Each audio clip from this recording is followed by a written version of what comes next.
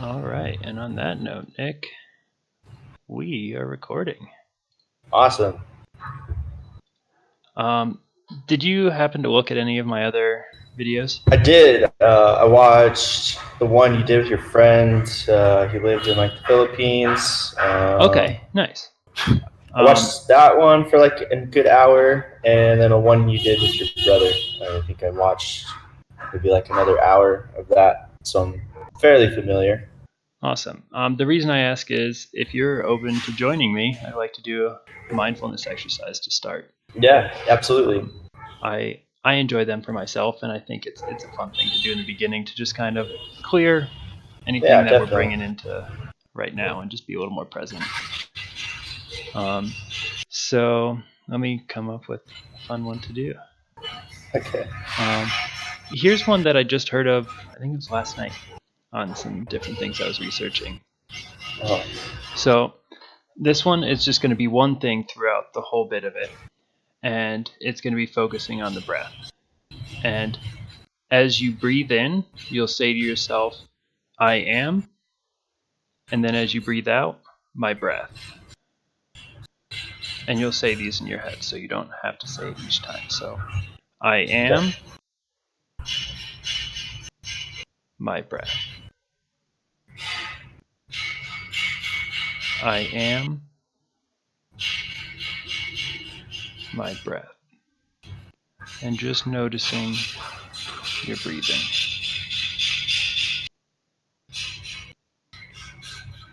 I am, my breath.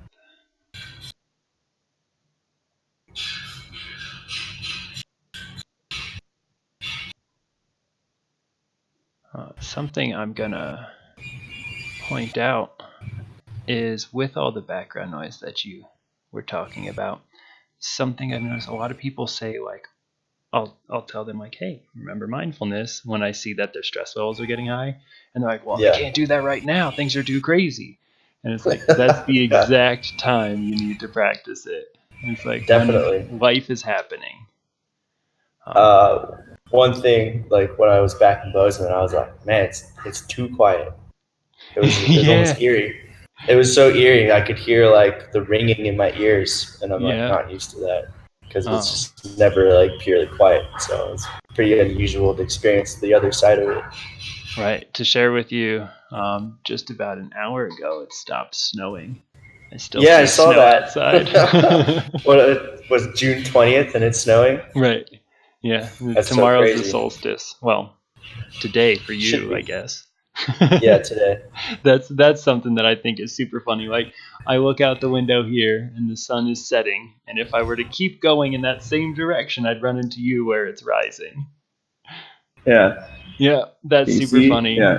It's like morning, It's little tomorrow early there, morning here. Yeah. and that's the west. Yep. That's Yeah, we're where in the the sun future, is man. setting, right? Yeah, we're in the future. But the funny thing is like, oh, it's 9 a.m. there. It's 8 p.m. here the day before, but it's right now. Yeah, And it is right now. this It's is a just a time really, zone. yeah, exactly. It's human constructs. Yep. We think it's this time when it's like, well, guess what? You move a little, and then they say it's a different time. Yeah. It's right now all the time. Yep. Which is pretty cool that we can do this. I had a lesson where I was trying to explain time zones to a bunch of like 12, 13-year-old kids, and there was just like, no idea what I was talking about. Just no idea. Yeah, that would be a hard concept to grasp. And like, what do you mean it's a different time? I'm like, yeah, let's look at the time zone map. Like, check it out. Like, here's Vietnam, and then here's where I'm from, and like 13 hours behind us. And they're like, this is so boring. Shut up. I like showed them a video, and like, didn't care. Didn't care. Okay. I mean, No, I didn't care. what practical application does that have in their life? None. Right. None. So, hence Like, boring. who's traveled to a different time zone? And everyone's like, who the fuck travels? I was like, oh, okay. I'm from America, and I'm very privileged. Uh-oh. Oh, that's funny. That That one fell flat on its face. Are you teaching today? Yeah, I teach 5:30 tonight. Oh wow, that's late. Yeah. Yep. And then Is this tomorrow I like have. after school stuff or? Yeah. It's Okay. a language center. So language center, they come after school. Although they just got out of school, so they have like summer vacation for like Oh right, 2-3 right. weeks or something like that. Oh, that's it. I think most of them go to school like they have a little break. Some of them don't go to back to school, but I think a lot of them do like other classes. Okay. They're always in school. Yeah. I I would be fine with that here if our schooling was a little more practical. Yeah, definitely. Yeah. Everyone's like dying for the summer break, but that's because they're overexerting themselves for the school year. Yeah, definitely. Are any of those dogs yours? Dogs? Yeah. No, absolutely not. Like they just run free. Like Oh, they're they just eat. street dogs? Yeah. Nice. One difference about dogs here is they none of them are spayed or neutered, and they kind of just they're street dogs. Yeah. They're not like household. Some of them have them as pets, but they don't really. It's not the same It's level. just They're like not part of the family. It's like an animal that you they feed. are. Yeah, it's just like it's an animal. I'll ask my kids like, "Who has a dog?" And they're like, "Me." I'm like, "What's its name?" They're like, "We didn't name him." It's that dog that's in our yard. Yeah, yeah, right. Yeah, so they just kind of run around and eat trash and whatever. That's funny. Yeah. One of my dogs started out that way. Really? Yeah, he was from the aftermath of Katrina. Just all Oh, these dang. dogs got out everywhere. Uh-huh. People didn't really think about that, but then like if they weren't spayed and neutered, they had a bunch of puppies, and he was one of them. And then Yeah, no one yeah. down there could take dogs because they were Hmm. trying to find a home, not like, oh, we have a home that has room for more dogs. They're like, no, trying to get their feet back on the ground, so they shipped him all over, and he got Right, shipped up right. to Bozeman.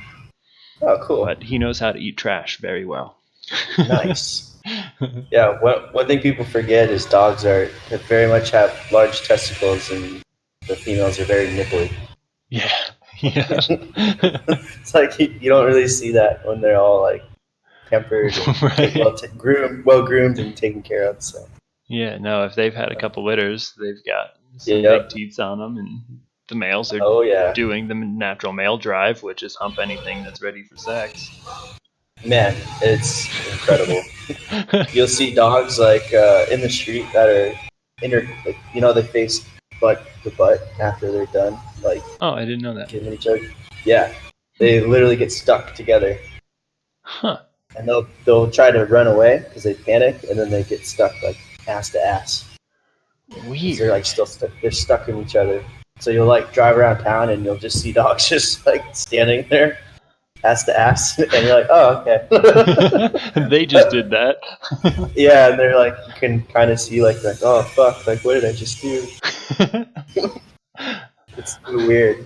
Just like all the stuff I never even knew, but now just like, oh yeah, they're Yeah, just screwed. That's cool. it's just a part of life there too.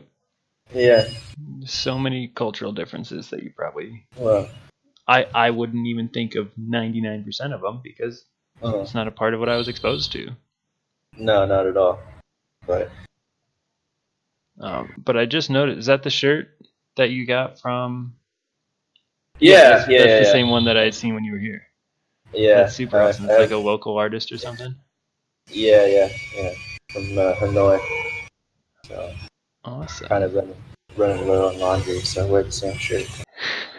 The same shirt you wore here a few weeks ago. Yeah, I haven't done laundry since I've been there. No, I'm just kidding. Definitely. um, so the book that you recommended to me when we were talking, Tribe, Yeah. What I did you think listened of to the that? whole thing and then I listened Mhm. to it again. Yeah, it's great, right? It's awesome, and it's funny how many times concepts in that book have come up, like in work conversation and like in the school settings. And it's like I've been able to apply that to so many things already. That I'm like, wow, this stuff's on point. Do you mind sharing an example? Um, One of the examples I had seen, there was this website that was talking about early development for children. Mm-hmm. And one of the things, and it was like, these are important things in early development. People don't realize this is impacting their school functioning. And one of the things it was talking about, like, you need to have your baby like learn to cry it out and self-soothe. And in the book, it talks about how that's like one of the things that's happening in America that's leading to people not having attachment, healthy attachment. Right.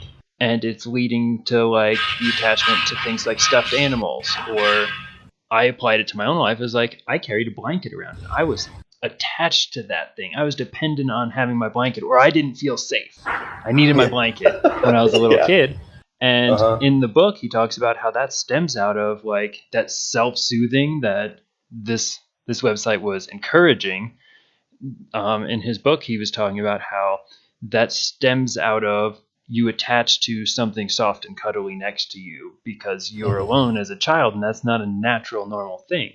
If you look at a lot of other cultures, or if you look at the primate cultures, you're carrying the young all the time until they can do things on their own.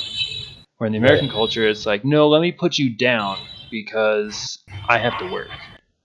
Right. I'm going to do work. You'll be fine. You're a baby. You can be in a crib. You'll be safe. That's all that really matters. Yeah. You take up one of my arms, and I need both of my arms to do this much work every day. But wasn't this point that like we used to be much more like that, but now we're like moving away towards that, or moving away from that rather, because of just kind of like how society's moving to a more like independent, less just less like human contact, much more like what we're doing right now. Yeah, that's a great point. I mean, it's human contact, but it's not like it's not physical contact, and we're not we're not in the same room together. Where I'm someone we are on the other side of the world. Yeah. I definitely like, and I think most people can relate to this, but I know I've been attentive to it in my life of walking into a room and like you can kind of feel the presence of the other people. You get a sense of what the mood is just by how you feel in a room with them. So this is one thing I've noticed, but if you ever take like mushrooms, you can most certainly feel like other people's energy and like energy from room to room. I don't know if you've ever experienced that. So when you say room to room, is it the different people or is it the environment? You just the energy in the room. Maybe it's affected by the people that are in it. Maybe it's just like whatever's going on in the room. There's been times where I've walked into a room and I just immediately was just like, oh, like, this is horrible. I don't know what's going on in here, but I really need to leave. And I'll go like to the next room and I'll feel much more comfortable. Same with like people. You can like be around people and you'll look at them for whatever reason, like I don't know what's going on inside them, but they like project that, and it makes me feel uncomfortable.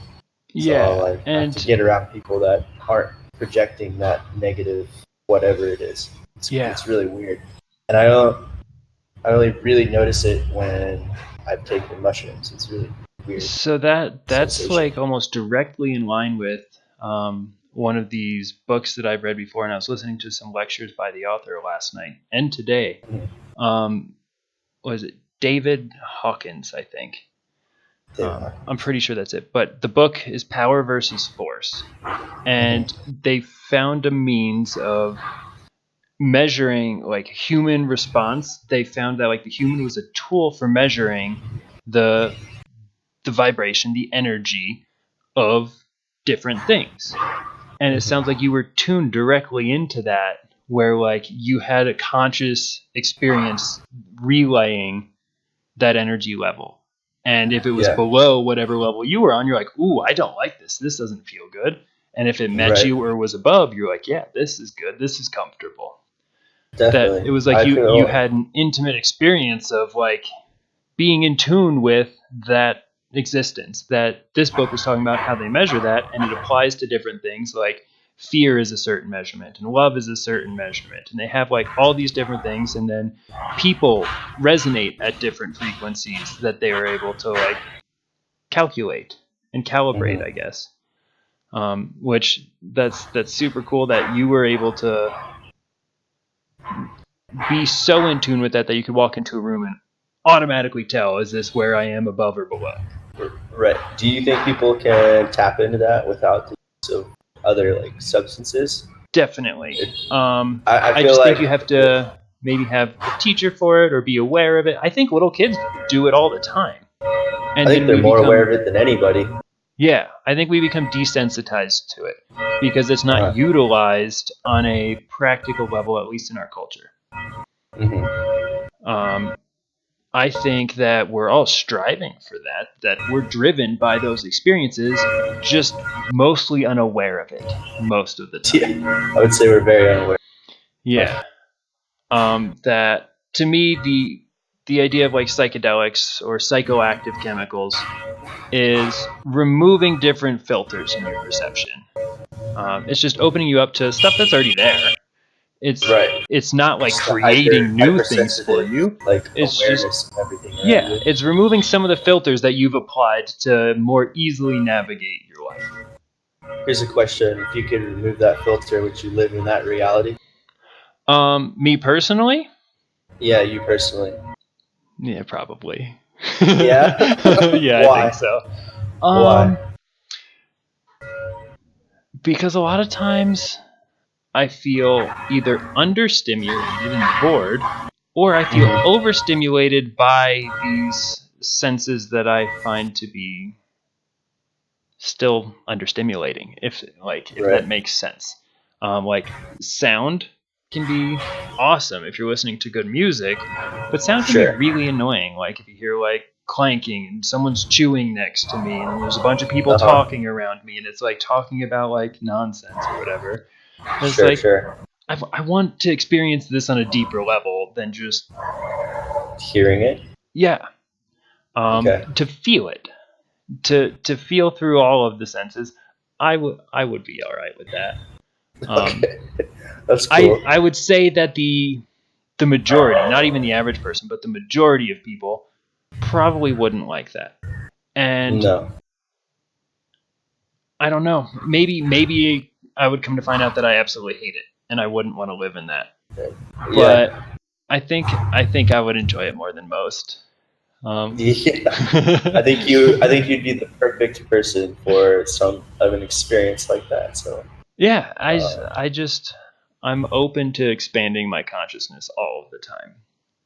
I'm yeah, not I feel like a lot content of with a lot my of current people knowingness. I feel like a lot of people are very self-conscious to look inward, and a lot of what psychoactive or psychedelic drugs force you to do is really analyze and like look deep into yourself. And a lot of people aren't comfortable with that, not Yeah, really willing to uh, face their faults head on or whatever it is. It can be very daunting and scary. I feel like that's for me. It can be really scary. I don't know why, but yeah, and there's been times where just the other night I was laying in bed meditating as I was trying to fall asleep. I was actively doing some meditations, um, and all of a sudden I started like, I don't know if you've had experiences as you're like starting to fall asleep. You go into, it's not like lucid dreaming, but you're still conscious, but there's just like images like flashing up at your face. yeah, And yeah, I forget what state of brain frequency that is. That's like in a lot of Western culture literature of like scientific hmm, research on the sleep states. That's one of the like pre-dreaming, pre-REM states. And it's like as you're transitioning into stage 2 sleep, you have these like flashes of images rather than like a complex storyline of a dream. But I started having that, and huh, there was some like, it was really creepy and like horrific, like creatures and figures and like things being yeah. torn apart Oh man, alive in front of me, and I immediately had this like Jesus. fear response of like, whoa, my brain's going to a dark place right now. And then I don't know why this was different, because I've had similar to that, like a bad dream was starting type of thing, or like Right. get up in the middle of the night to go like let the dogs out or something, get a glass of water, and you're like in the house, like, man, I'm freaking myself out. I think there's someone out the Yeah. window. Like just that paranoia, like kicked Sure. on for a second when I was having these weird visuals fly at my face as I was meditating. And then this was different. I had this sense of like, but I'm fine. Like, that's not me. I'm okay right here. And that stuff can't harm me. And then, like, it just, like, dissolved. And it was super weird how, like, just having this confidence in who I am and that these thoughts or images or anything evil couldn't affect me because I know who I am, dissolved all of it, which was really cool. I felt like I was like, wow, that was like a cool breakthrough for me in facing my fears, I guess. That I would say to anyone who has significant anxiety, you probably shouldn't mess with anything psychoactive. You should figure out how to feel okay first before you alter anything. Like, well, and that maybe you just take the plunge and you yeah. hopefully you come out on the other side. That's maybe. But not everyone's willing to go through that battle, though. I would not feel comfortable doing that like in my environment now. It's just too chaotic. I don't think I could find like a state where I can relax. There's just too much going on. It would be a bit overwhelming. Mostly because if I did get in trouble, I wouldn't be able to communicate with anyone like I could. I think that's the biggest like fear, not fear, but thing I would worry about. Yeah. Concern maybe. Yeah, like if something did happen, I'd be like, "Say ciao." What does that mean? It's just hello, like Zupem, like help me, oh shit. And what are they gonna do? They don't know what you need help with. They're like, this guy's weird. Yeah, and if I was like, going through something on like a trip, like, okay, like this guy might need to like, go somewhere else. I don't know. They wouldn't help me. For all you know, you'd learn how to speak the language perfectly. Yeah, maybe that would be pretty cool. Just like, oh no, I can speak Vietnamese now. Woohoo!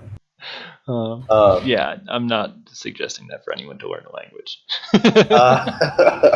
That kind of reminds me of, remember when you and Dino were in Vegas?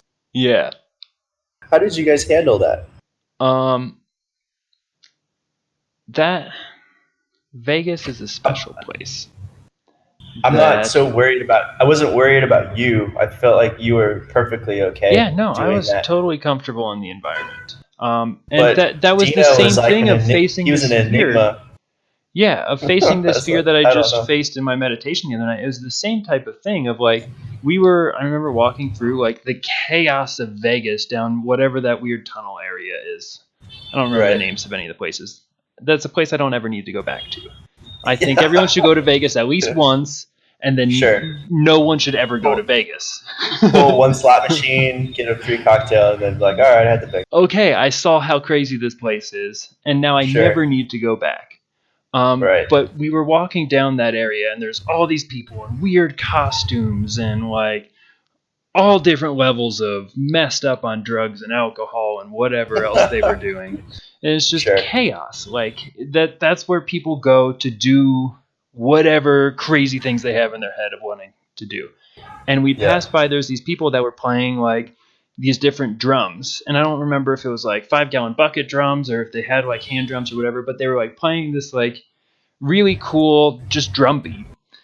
And I just started just like goofing around and just like dancing through it. And like no one else was dancing. Like there was a group of people all watching because it was really good musical performance. But I went in front of all those people and just like danced across through and then just kept going.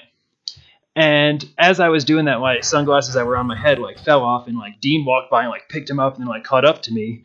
And he's like, dude, I wish I could do like a tribal dance. It's like, yeah, me too. I was just, feeling the music, whatever. Like, I don't care what anyone here is judging me about. Like, you can't judge someone when you're in Vegas because you're there too. Like, that's the ultimate, like, not judgmental. Yeah, you can't judge someone there. That's like one of the reasons that someone's on the ground like puking, and you're like, yeah, that'll be me in like 5 hours. Yeah, well, not me. I don't throw up. That's a no-go for me. I don't know. Or someone's getting handcuffed. Like, yeah, that'll be me in 5 hours. And I mean, I was conscious the whole time of like, I kept my wallet in my front pocket. And I'm aware of all the people around me because I've had lots of exposure in big cities. That is like you don't let your guard all the way down because Right. some people are not trustworthy in their actions in those types of environments. Do I trust people as a whole? Yeah. But in a big crowd, no. No.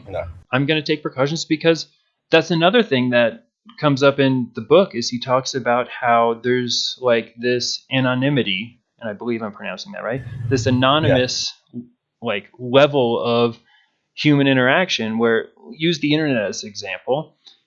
People don't know who you are based on your username of something or your Twitter tag or whatever they call them. It's like Sure. people don't know who you are. And when that happens is when people start to act in like non-communal fashions, Right. non-helpful ways.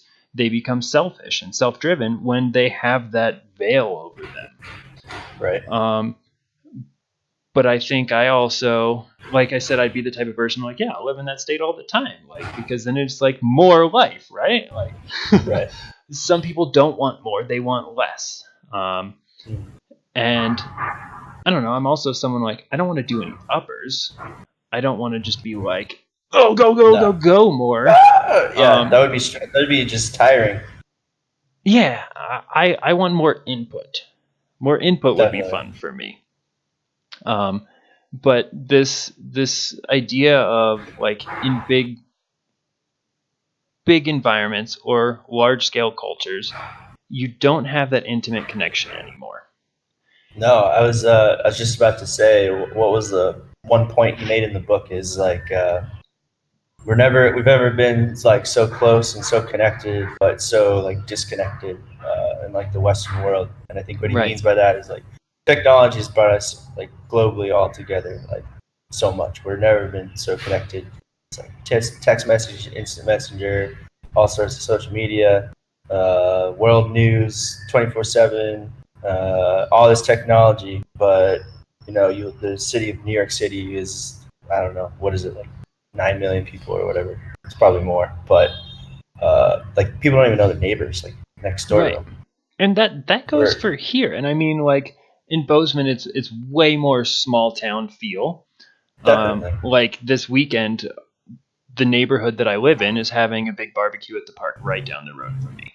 Oh, that's cool. That's super cool. I'm gonna go because I want to do that whole like I have this idea. I'm reading these books. I'm having these talks about like we need to be more connected. It's like I need to act on that too. Like if I want that to Yeah, be a thing, I need to be a part of what's making that happen. But I don't definitely. know all my neighbors here. I lived in No. an apartment complex and didn't know like yeah I knew my neighbors' names, but I didn't know what they did and what their Right, right. preferences in life were and like what they thought was funny and what kind of things they drank. Like I don't know. I knew nothing about their life. Mhm. Um, and they lived in the same building as me. The only thing that's separating you is like a 6 to 8 inch wall. Yeah, yeah. Like not much. They're in a room over, but there's just not a door to get And in there from there's my two side. completely different lives being lived like so close to each other. It's pretty And that's the fascinating to thing think that I about it think that way. like stress levels here, the reason that they don't extinguish when we have all of our basic needs met pretty much Uh-huh. across the board. Sure, there's people who are below the poverty line and have a hard time with that. But the majority of us are doing really well, really safe, really comfortable. But we don't have that sense of security that comes with like knowing your neighbors and your loved ones are going to take care of you. Yeah. Um, yeah. Why there's I think you have to remind me. Like it's been a while since I've read the book, but he was talking about like how there's more cases of depression and any Mm-hmm. like all of this stuff like more so than there ever has been in like human history.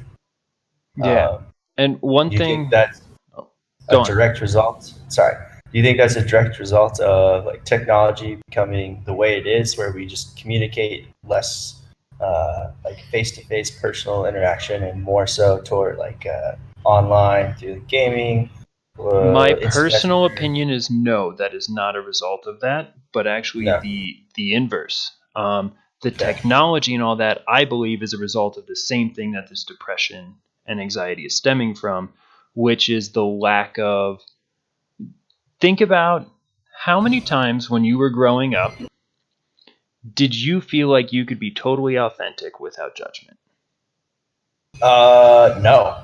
Right, right. Growing up, and especially in middle school and high school, it's the most stressful, Yeah. highly judgmental environment that anyone could go through. And that's why I think we see the depression. And that's also why I think we see people going to technology, is because they're seeking that connection. And it's a safe way to do it because you have that guard of someone Right. can attack my username, and then I just change my username. Sure.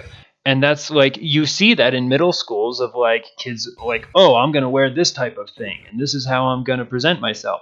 And then that's no longer cool. So then they like, no, I never liked that. I always liked this. And then they wear something else. And they're like, because I'm cool. Right.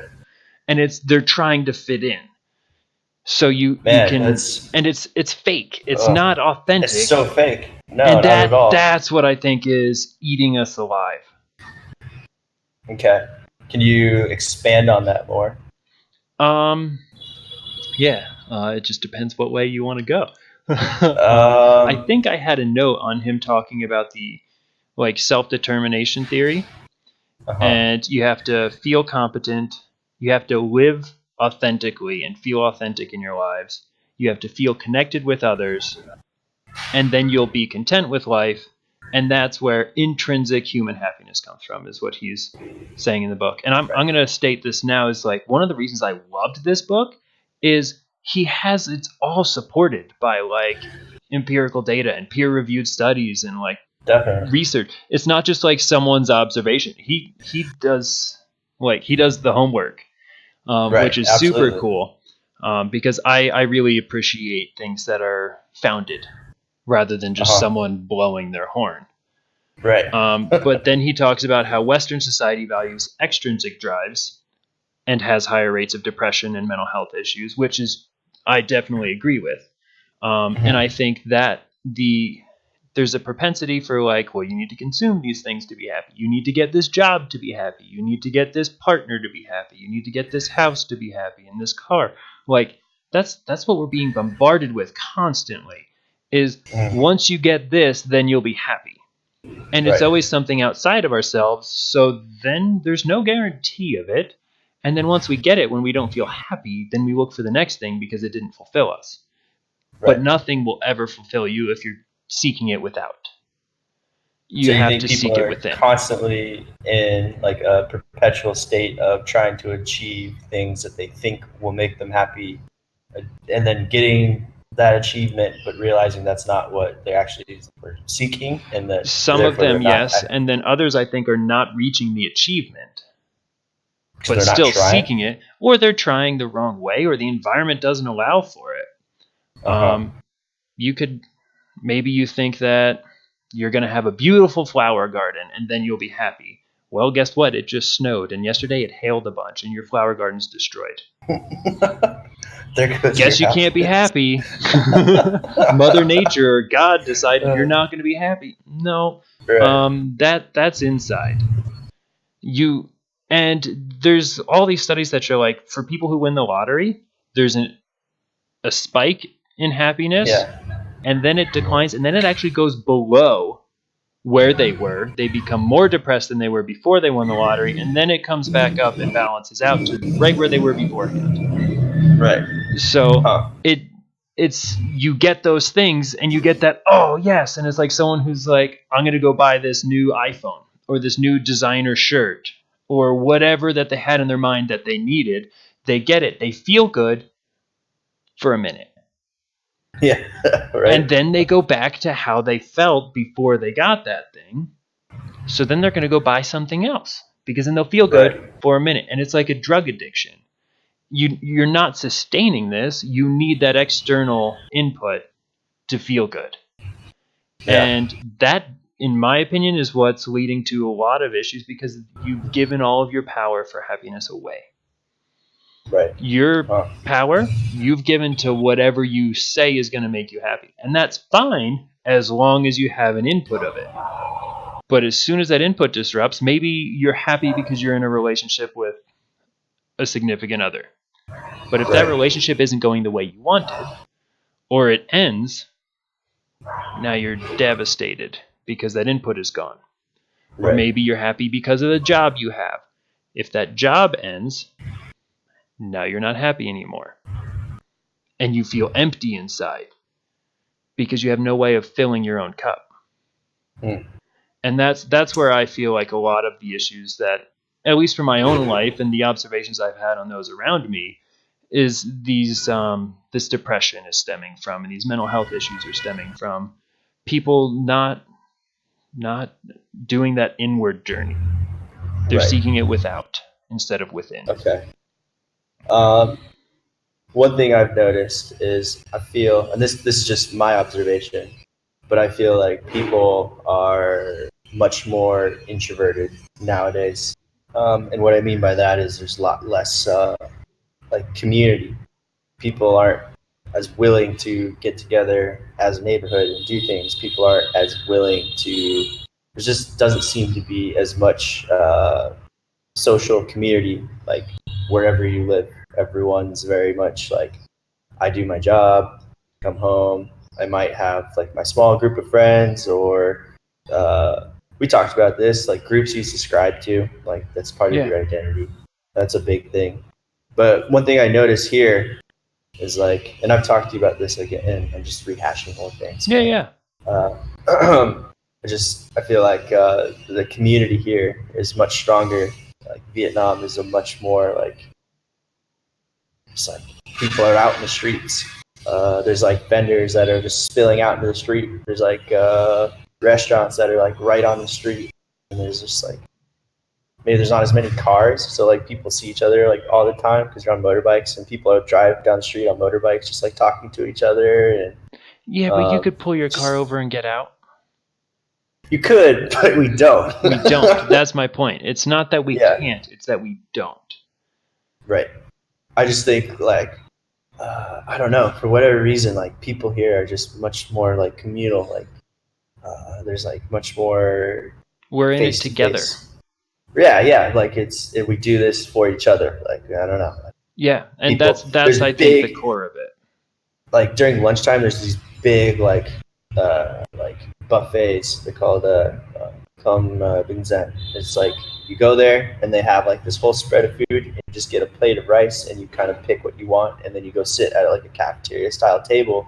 And I can't tell you how many times that just we've gotten in conversations with people, and all these people are always talking to each other, and it's just like nonstop communication all the time. And I don't see that like in the Western world. You go somewhere and you order food and you sit at your table and you don't really talk to anybody. Or think about like in a big cafeteria somewhere, people still aren't going to go talk to other people. No, not at all. Like they're going to be looking at their phone. Yeah. A lot of people look at their phones, and I mean, you see that over here. But I guess the point I'm trying to make is I just feel like people are much more communal. Like people are much more willing to communicate. Like it's a much more part, like it's not accepted, but it's just like there's something more. Yeah, like there's much more culture. Like open. There's open street markets that are like spilling out everywhere, and people are like driving by. And there's like people running up and down and talking to each other. There's tons of human interaction. Yeah, all the time. And that's something that like I'll be walking down the street and I'll walk like within a foot of someone because we pass by each other, and I'm watching their face the whole time, and they never look up at me. No, I noticed that. There's no too, eye contact. There's no communication. There's no interaction. It's I'm going this way, you're going that way. Leave me alone. Yeah, definitely. I have something to do. I'm trying to keep up this persona of who I am, so I'm not judged. I mean, I know the lady. I know the garbage lady, and picks up our garbage. The garbage lady. Yeah, she like pushes a cart down the street, and then when she needs money, she'll come up and like, oh, hello, like like she knows who we are. The lady that we pay our water bill to, we like have face-to-face interaction with her. Electricity and internet bill, we like have face-to-face interaction because they come to our house and like get the money from us.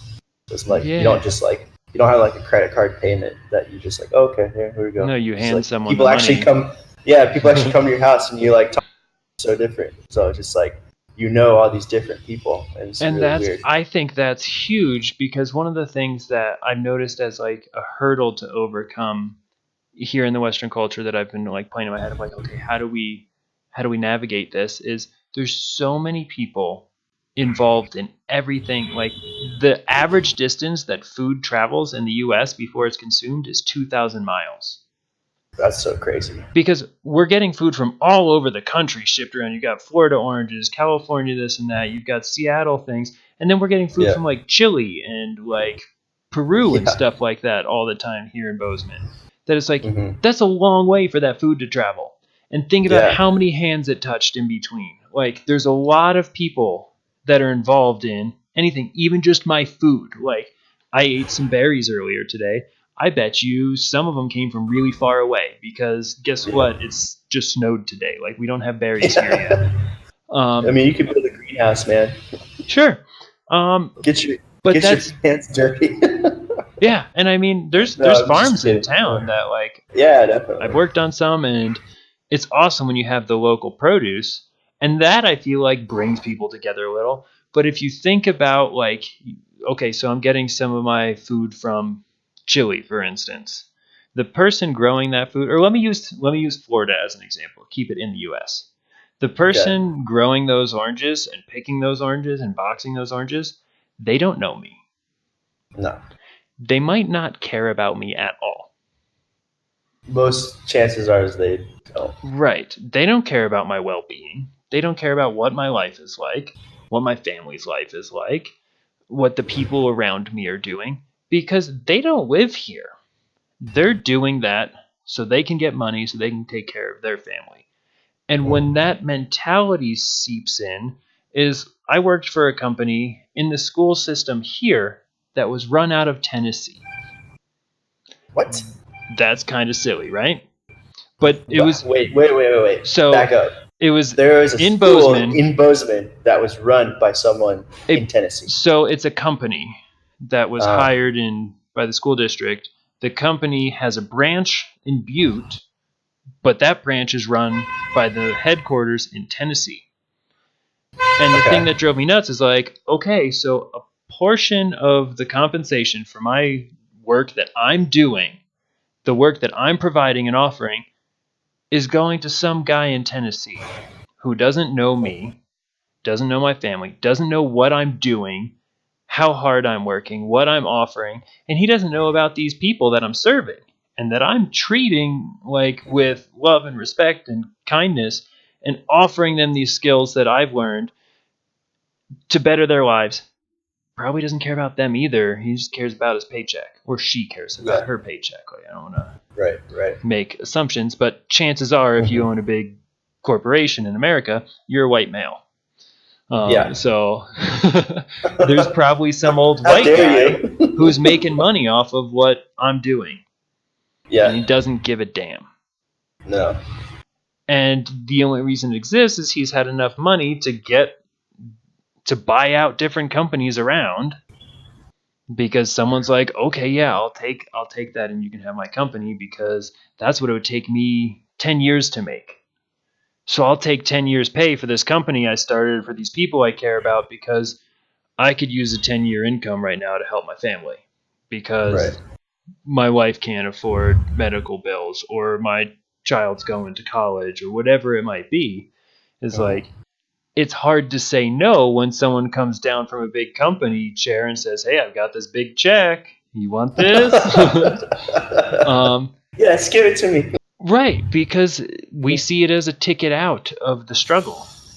Yeah. And it just perpetuates this disconnect, this distance, this people don't care about what is going on in my life unless they're my close friends and family. And then there's still probably levels of just like boundaries and walls we put up to protect ourselves because we're afraid of judgment, or of someone finding something out about us that they don't approve of, that we're hiding. And then Hmm. we feel isolated and alone, surrounded by so many people. Right. That you're in Vietnam surrounded by so many people, and you don't even speak the language, and I feel like you're having more social interactions than I'm having here. Yeah.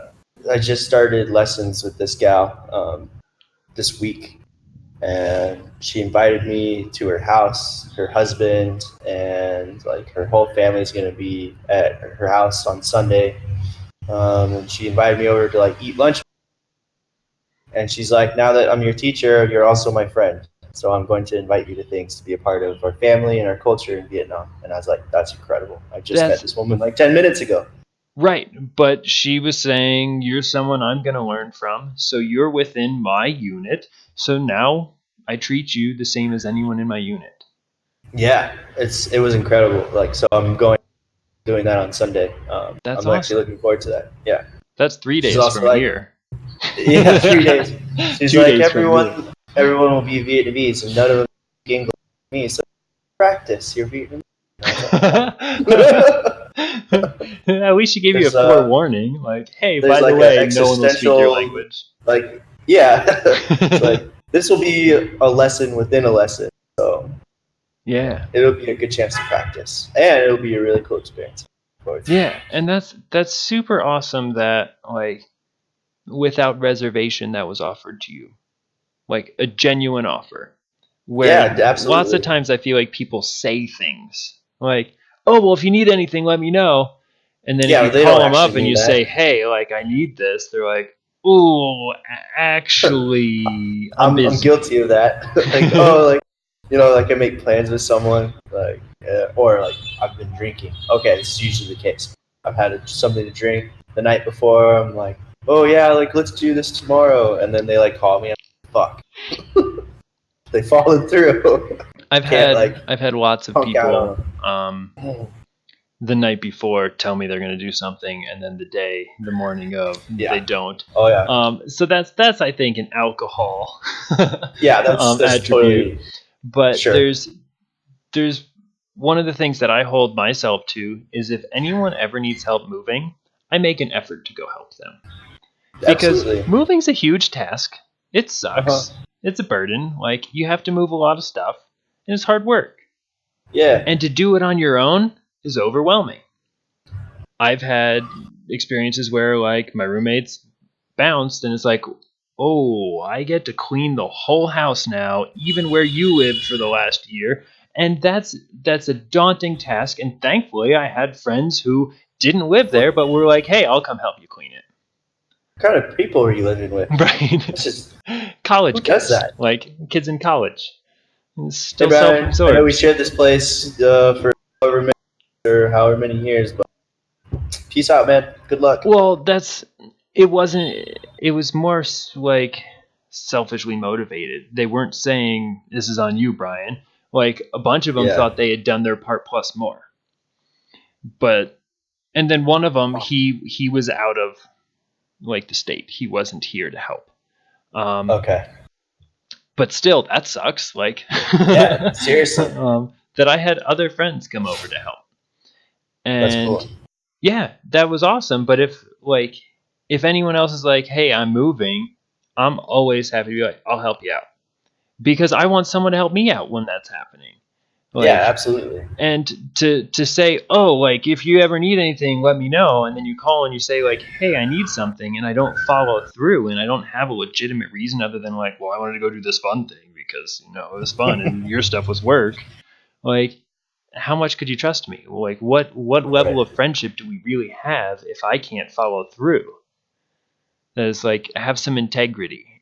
Don't say it if you're not going to follow through, and that's fine. Yeah, absolutely. I'd rather you not offer than give me an empty offer. Right. It's almost worse. It's like lying to someone almost, right? It's like, lying only in order to put yourself in good standing. I feel like that's like what you say to people. It's almost like an automatic response, right? Yeah. You're not even consciously thinking about it. Or I'm supposed to care about you, so I'll offer this that makes it sound like I'm caring about you. Yeah. When really, I'm only caring about myself, and I'm terrified that everyone's going to find out I'm a fake. You're a phony. Right? That's something that, I mean, I'm guilty of that. I feel we've all been guilty of that sometimes. Yeah, especially in our culture. Yeah, absolutely. I think it is a byproduct of the way that we're living and we're being raised. And so a conversation I was having related to the holding the babies thing that was in the tribe book. Just yesterday, I think at work we were talking about something related to that because again we're working on early childhood, like kindergarten through fifth grade types of Right. strategies to help them function better as people, and how to have that happen through the school system, and what type of orientation does the school system need to hold to offer appropriate I don't want to call it interventions because it teaching Sure. community Teaching. culture. Yeah, what school culture and climate promotes Yeah. these things? And I was talking about how in my own life my parents did the like you're going to sleep on your own thing, and you do the self-soothing and all that, because that was at that time what science said was the best thing to do. This is Hmm. what parenting guides were telling you to do. Like, you want to make your kid be able to self-soothe and self-regulate and all that. Come to find out later, that wasn't true. It was all well Right. intentioned. My parents did what was known as the best thing to do at that time. Turns It out came out that all was right. wrong. Yeah, but I also had my share of struggles. Sure. And Absolutely.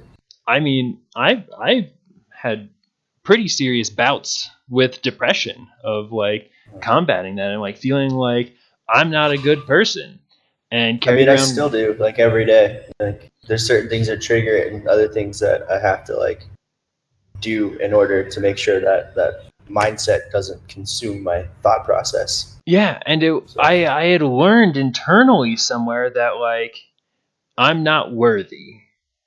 I'm not good enough, and that just ate away at me all the time.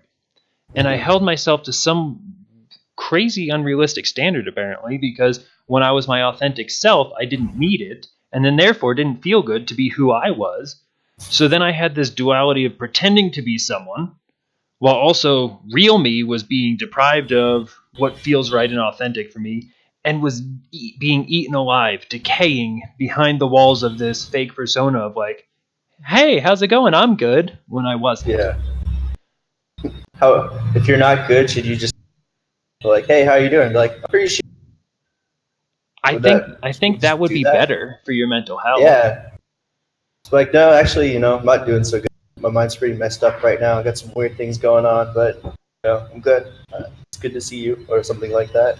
Or maybe like I don't even care that I see you right now because I'm struggling with that stuff so much. That Yeah. should be fine to say. And the other Uh person huh. shouldn't be offended by it. They should take that and be like, wow, you're really struggling right now. And then I can say, oh, can I help you? Or I can say, hey, I've got things I'm doing today. I don't really have anything to offer you right now. Sorry to Right. hear that. And Yeah. that should be fine too. That doesn't necessarily mean you're being insensitive. It means you're being sensitive to your own needs. Do you And think people always respond that they're good because they're afraid of what you say is like people judge? So you're always like, I'm fine. Good. well, imagine that you're talking to someone and they say, hey, how are you? And then you go, not so good. I'm struggling with a lot. And then they say, what are you struggling with? Are you ready to face your fears and your demons and share them with this person? Not a stranger, Or even a unless they. friend, because a Sure, friend a that's your friend. I friend don't know. because they like the person you present to them. Yeah, but I okay. I If you don't want to felt like comfortable dump all enough. this on them. Yeah, I mean, if there's a time and a But place, I wouldn't like that's a just. catch right there. Dump this on them. And that's something I went through for years and I feel like I finally started to overcome is they have a right to say I can't help you. Yeah, that's true. You're not dumping anything on them because they don't have to take it. That's true. You're just That's. I guess I've never exposing thought it. about it like that. You're right. And it took me a long time of struggling. And like, I'm super grateful for my relationship with Shelly because we worked through a lot of these things together. Hmm. Where it was like I was holding in my stressors and struggles because I didn't want to add to her stressors and struggles because we were sharing them with each other. But then I started to withhold mine because Right. it's like, no, I don't. I know she's struggling with like she's got a lot going on right now. She's working two jobs and she has school or whatever it was at the time that I was like, no, I don't want to burden them with my burdens, Right. with my issues and struggles. When it's like, No, one, just sharing them out loud with someone alleviates a huge level of stress. Right. And is like a huge step towards growth. Like you can have significant growth just by speaking something out loud. I think that's innately a male characteristic, is like Oh suppressing yeah. all of your feelings and just stuffing them as far down as you can, just Yeah. like to the bottom.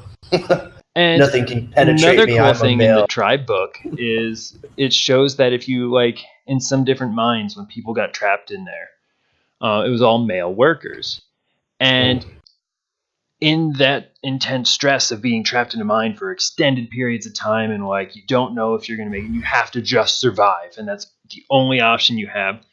They showed that different tendencies showed up, and there was the male and female tendencies that showed up in the different men. So there was some Right. men that grew stronger in their male tendencies and some men that grew really strong with like the feminine energy and Yeah, I female forgot about that. tendencies. That's And so how it's weird. like Like, these are innate human behaviors. They're just typically balanced between men and women, but you have men that are more feminine, you have women that are more masculine, like already. yeah. But I if mean, you were to you know put those them in people an in your everyday isolated life. environment, you still find that split, that polarity shows up. Hmm. Definitely. But definitely in our culture, men, you're never scared and you're never sad and you suck it up and you take care of it. I mean, I feel like Um, that's changing quite a bit, but yeah, and I'm really glad that's definitely, changing like because my that's dad's not healthy. generation, like our dad's definitely, that's like kind of how it was. Like, I don't think I've never seen my dad shed a tear in his life. I've never seen him like Yeah, I don't think I show have weakness either. or like vulnerability or anything. Like he shows me a lot of love. Like Yeah, he's been a very loving father. But as far as like internal like struggle or weakness or like vulnerability, I don't think I've seen that side of him ever. And that's no, I can't recall a time. Um, right. And to me, I think that goes back to my that's brother what said he's was seen him being cry taught one. at the time. Yeah, That's what was culturally appropriate during our parents' upbringing. yeah. And I remember going through my schooling, talking to one of my professors, and she was saying that because I was talking about some of these different populations of people with their certain mental health issues, that is like, I don't know that I can totally empathize with them. And I can't meet Mhm. them on their level because I still have. And she's like, well, you need to work through that. That's on you. And I was like, okay, fine. But until then, I'm not going to work with them because it's a disservice to me and to them. Right. But then I was like, what's a population that's hard for you? And she's like, well, I don't want to work with any men over 50. And I was like, that's that's a pretty big chunk of the Yeah, population. that's a Like, huge. why That's a not? And she said, let me reframe that. I only want to work with men over 50 if they are ready to do the work. And I was like, can you elaborate on that? She's like, yeah, I've had so many men come into my office and then they'll start telling me about like I was in war and like like my brother who wasn't their actual biological brother, but like the people they're in war with, like my brother's in the trenches with me and got blown up, or like this happened and I couldn't save them. And she's like, yeah. wow, that must have been really scary. Oh no, that wasn't scary. Like And okay. she's like, come on, obviously that was scary. Nope, never. Yeah, you I've wouldn't bring never it been up if it scared. wasn't. I wasn't scared the whole time. Mm. And it's like, okay, well then you must have been really sad after that loss. Oh no, I wasn't sad. And it's like, if you're never willing to admit that you felt real feelings, you're probably not going to release whatever is eating you away inside. And Right. that's actually one of the things that I feel like has given me an awesome advantage in the mental health field is being a male, being I'm tall too. It's not like I don't have this huge presence about me, but I'm tall, so in an elementary school, I stand out a lot. Right. I'm a big Right. dude Right. compared to the people in there and compared to a lot of teachers too. Like 6'4" is pretty tall. Yeah, it's definitely pretty tall.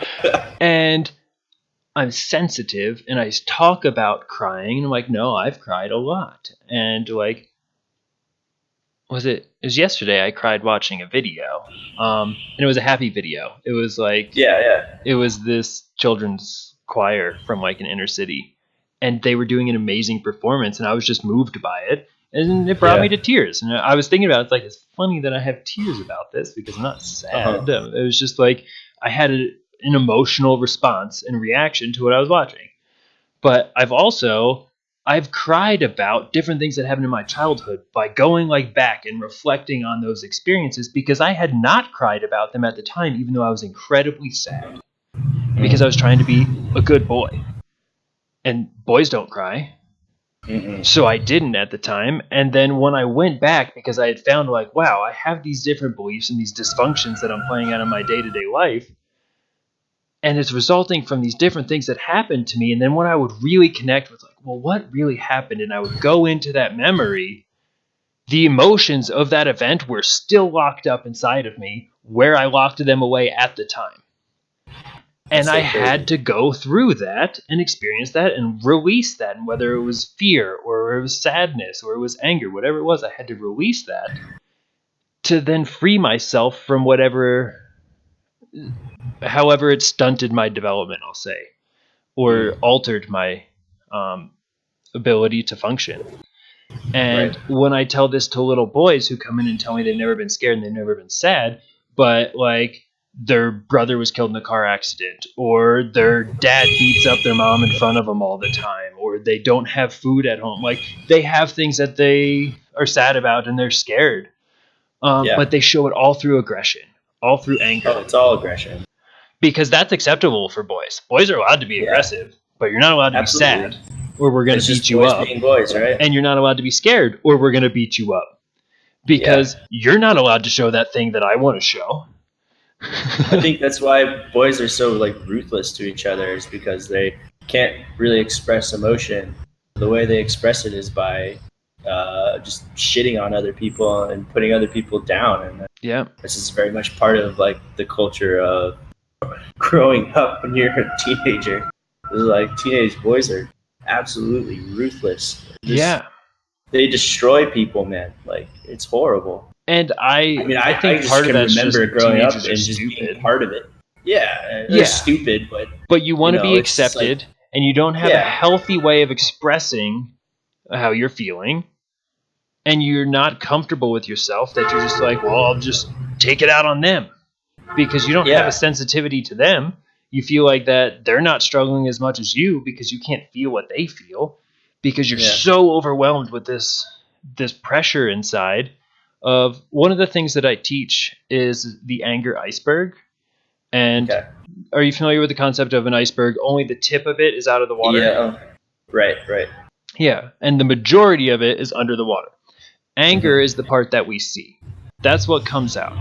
But underneath anger is all of these different things that don't feel good, like fear, sadness. Maybe you're hungry, or you're tired, or you feel left out, or you were embarrassed, or you're lonely. All these different things, you lash out with anger because you're not willing to express these other things.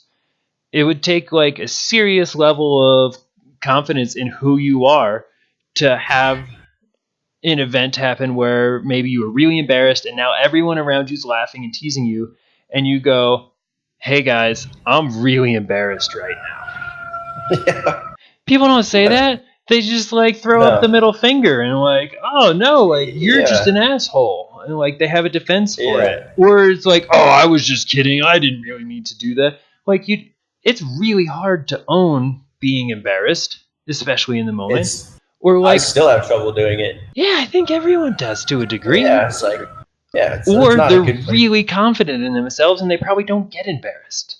That's true. Just like, whatever. And it's comfortable with themselves. And that's one of the things that I love about the Ultimate Frisbee community, is it's like, people aren't judging you there. Some of them are, but those people get singled out by the hecklers. Sure. I would say it depends on what community you come from. Yeah. I very much would say our community is not like that. Maybe much more of like West Coast, like Pacific Northwest. I feel like it's much more silly. But I think as you go east, it gets a little more brutish. Yeah, and I didn't A play on any little high more level cutthroat. teams back east, but I remember playing on some like a club team in New Jersey, and they were fairly intense. I was super intimidated because I was an insecure 17-year-old, and I didn't know Yeah. what I was doing. Like, and oh man, here's a bunch of like college kids, and like they're really good at this. Like, I was super Yeah. uncomfortable. But they were super silly still. Yeah, definitely. I mean, And it's playing ultimate it's a frisbee, silly game. that's You have to be yeah, able it's to a laugh silly and have game. fun to play ultimate frisbee. Absolutely. Yeah. Um, but that's one of the things that I like. Summer League just started, and I've been sharing with the new players. Like, don't worry Oh, about. thank you for adding me as your baggage. How's your team doing? Yes. When's the next game? Monday, right? Mondays. Yep. I have a selfish request. I would be awesome if you guys like buzzed me in to like a video chat, and Nice. I'll like get. I might not be there this Monday. It's actually my anniversary. Okay. Oh, okay. Congratulations. Yeah. It sounds like Thanks. fun. So But yeah, yeah. just like one time, maybe like before the Oh, playoffs or something. definitely. Definitely. Just I will. I mean, write you're down a on our team. speech. You were my package. I know. So I feel like I have to be present at least once. So at That's one awesome. time, you call me in. I'll make a speech at like before the game. I don't know. I'll think of Won't it something. be like? Oh no, it'd be this time for you. No, it'd Yeah, be no, it'd pretty be the early. morning. It'd be Oh, I like could do 7 in it. the morning. I get up at like 6, so it doesn't. Okay, awesome. That's super funny. We'll definitely do Yeah, that. yeah, you should totally do that. I'll think of But something inspiring. I was saying that like I'll tell the new players like don't worry about if you're not good or if you can't throw a flick. Like people don't care. And if someone Yeah, does give you a hard time, everyone on the sidelines is going to give them a hard time. yeah, Like absolutely. anyone who's got bad spirit is going to be the target of everyone else on the sidelines just to be like stop taking it so seriously. Yeah, You have to be able to laugh at yourself. definitely. One of the things that I've kind of come to learn as I've gotten older, when I was like younger and I was trying to teach ultimate frisbee to people, uh, you've heard all the stories. Like I was really mean. Like people called me Nazi Nick. Like, that was horrible. I never heard that. Really? Yeah. Not to like maybe to some people, but I was like really cutthroat, and I was very like I took myself too seriously. And now as I get older, like that's not how you facilitate growth in people. You don't get mad at them, like what is that going to do? That's going to shut them down, and that's going to make them like not want to try, or like make them want to quit. It's Yeah. not going to encourage them to try and get There will be better. a small population that will thrive on Respond, that. sure. But I feel like that stems out of a dysfunction in its own right. There are certain that lend to mentality, which I think I was a part of most of my life. But for ultimate frisbee, a lot of these kids, you have to be like, oh, dude, you're learning. Of course, you're gonna make mistakes. It's fun. But, Yeah, I think that's maybe just in life in general. Yeah. Yep, that's Like, what I was going you're to say. definitely gonna make mistakes. Mistakes and are a you should be good okay with thing, it. and Oh yeah, they're the that's best. not like an accepted mindset in our culture. Mistakes are what you're punished for. You don't make mistakes. Like, sinning is bad. And it's like, slow down. When's the last time you had a confession, son? Actually, never. Yeah, I don't think I've ever done that. but making mistakes is a part of learning. If you're not making mistakes, you're not pushing yourself. You're not trying anything you can't do. And that's not how you expand. That's not how you get better at things. You need to push yourself. And when you do that, you're going to make mistakes. Absolutely. And that's okay. You're going to learn from them. Sometimes they're horrible big mistakes, but you'll learn a lot from them. Yeah. And I think if you have a mindset of like mistakes are okay, you don't end up making huge, horrible mistakes. No. Because you're making like moderate and small mistakes the whole way through that it never like builds up and collapses on itself. Right. One way I like to look at it is if you're like playing an instrument first, suck. You're gonna make tons of mistakes, right? You can't even like put your fingers in the right place, and it sounds really bad. But you gotta like just who cares? You're learning. And the Yeah. more time you put into it, the better you get, and you make less mistakes. Just like something like that, just something small, and think about it like that. That's So awesome that if you you're use that learning it, example for me, because instruments is something I never learned because it was hard. And yeah, I never framed it as because I made a lot of mistakes. I just framed it as I wasn't good at it. no, you're just making a lot of little mistakes all at once. But that came with not being good at it was I made more mistakes than I normally make. And I wonder how Yeah, much I'm gonna reflect on that, and I'll share the next time I talk with you or anyone yeah, else. that's Like, cool. yeah, thank you for that. Of course. I'm gonna use that for some I'm introspection. actually I've been playing with the idea of buying a piano over Awesome. here. Uh, I don't play piano, but I Nice. love the sound. I love the Yeah, piano. I my think. neighbor in our like in the back, he's one of my good friends, but he'll be playing Uh-huh. piano, and I'll have my door or window open, and he'll have his door or window open, and I hear him playing, and I'm always like, "That's amazing! Like, I wish It I could do is. that." It's And such it's a just you're beautiful using your sounding instrument. hands, like, and this Yeah, beautiful sound comes out of I it. know. So I think like my next endeavor is I'm gonna buy a piano and start teaching myself how to play. That's awesome. Um, uh, yeah, I don't know. One thing that since I've been out here, I've had all this time because I don't like teach all day. So Hmm. I've just incrementally been getting better at things that I want to get better at. So I guess piano will be my next endeavor. I'll let you know how that Nice. goes. Speaking of piano, the guy that I brought up earlier, David Hawkins, was talking about different classical music and how it is shown to resonate not just musically at a certain vibration, but like on this energy level at really high levels of vibration. That it's actually like there have been Western studies that show playing Mozart or different like Beethoven and Bach and Vivaldi, whoever, it doesn't matter. But like the good classical musicians, you play their music to babies while they're in utero still developing, or when they're infants, and it has positive effects on their brain development, on their immune system response, like all these things. Like it has a No positive way. impact. That it's like one, a lot of people don't talk about that, and I think it's because they don't understand it or don't want to believe it because it doesn't align with their Sure. belief of reality. But Mm-hmm. that's one of the other reasons that I'm like, man, I wish I could learn. Like, and not that I can't learn, but like I wish I You had can. learned piano or violin and Uh-huh. have been doing it already for a lot of time, and I You should. still can. That right, that's not a valid excuse, Brian. Like, come You on. you can definitely do whatever you. Yeah. It just takes time and it takes Yeah. practice, which a lot of people don't want to do. No. And that was another thing that I just heard. Same guy, different talk though. Was talking about how people will tell him like, oh, well, I've like tried this way towards enlightenment, or I've tried this way of meditation, or I've tried this way of like self actualization, and his response was, no, you didn't, because if you actually tried it, you would have done it.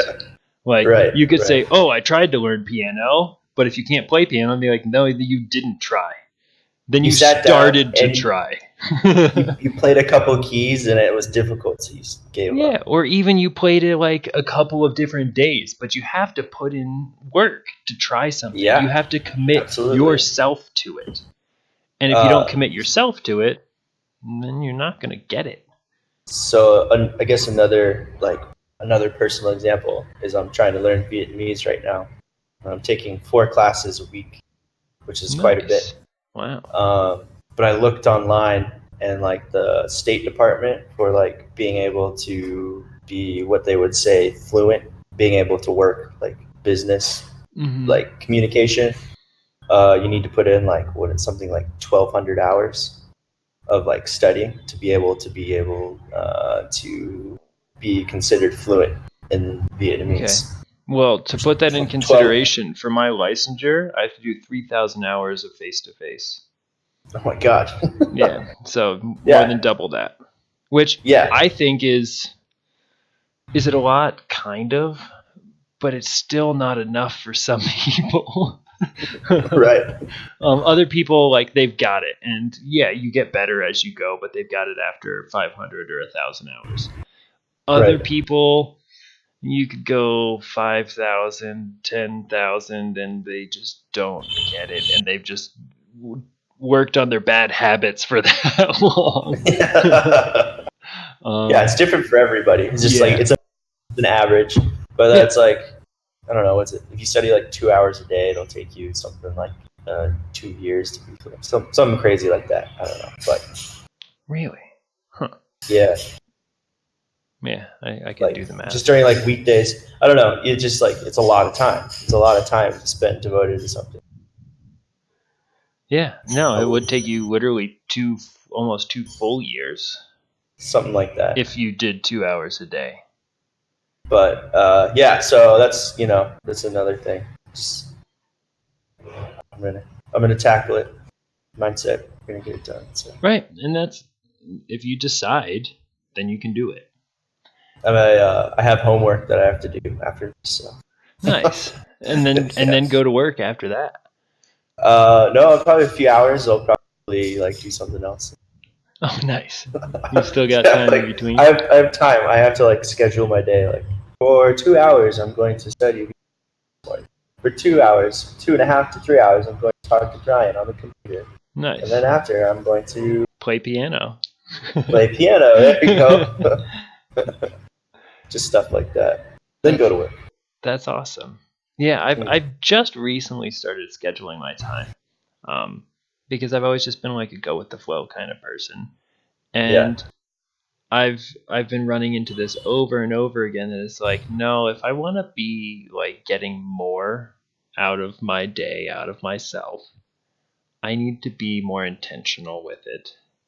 Absolutely.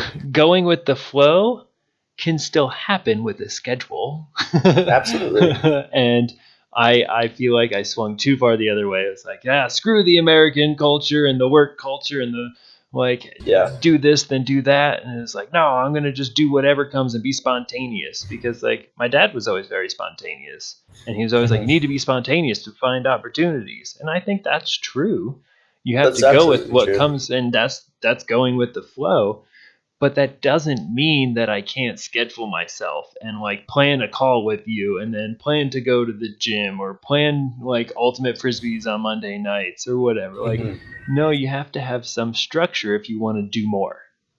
I would say mine's more of a loose structure. Yeah, and it doesn't have to be rigid. No, I think, it's not militant if it at all. is it's rigid like or militant, 2,100 hours, I'm going to ingest this piece of food. Right? That's not like that at all. And I'm going to chew it 15 times. Yeah, it's not like that.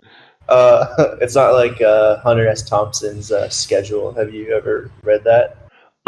Yeah, but I took that like more as ago. Like it was a commentary on his drug usage rather than a strict structured schedule. Right. Either way you look at it, it's pretty insane. He was just super busy taking more drugs.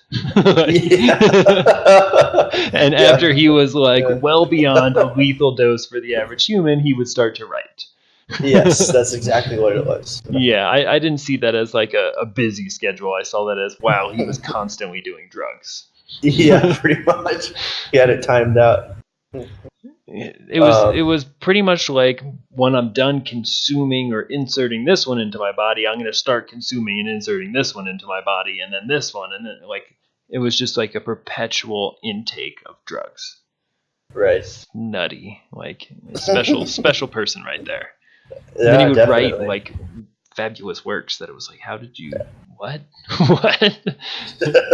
I think that's a testament to the human brain is a phenomenal piece of machinery. You just have to reach that point of just like craziness to expel your demons onto the page, I guess. I don't know. I think a lot of people would break down on that journey. I don't think a lot of people are stable enough or confident enough with who they are, or know who they are even to go into that darkness. No. That's something that, going back to your question earlier, would I want to live in this state of like removing all the filters of my perception? I think if I removed all of them, that's kind of what I think like the other realm is. Sure. But like to say I remove some of them, so I increase the input of my perception for this life, I think I have more of a willingness to do that than I'd say the average person, because I faced a lot of my demons through depression and then through striving to get out of it, through realizing that it, like, I was super pessimistic when I was younger. I could turn anything into something negative. I Everything think that's sucked. very much the same way. Like everyone was like, "Oh, this is a nice day." No, it sucks. Oh, it's too hot. Oh, it's too cold. Yeah, Oh, it's windy. Oh, you're gonna get sick. Oh, this, and like just like a shitty just finding attitude. like, yeah, Everything was it's bad not in good. my mind. Right.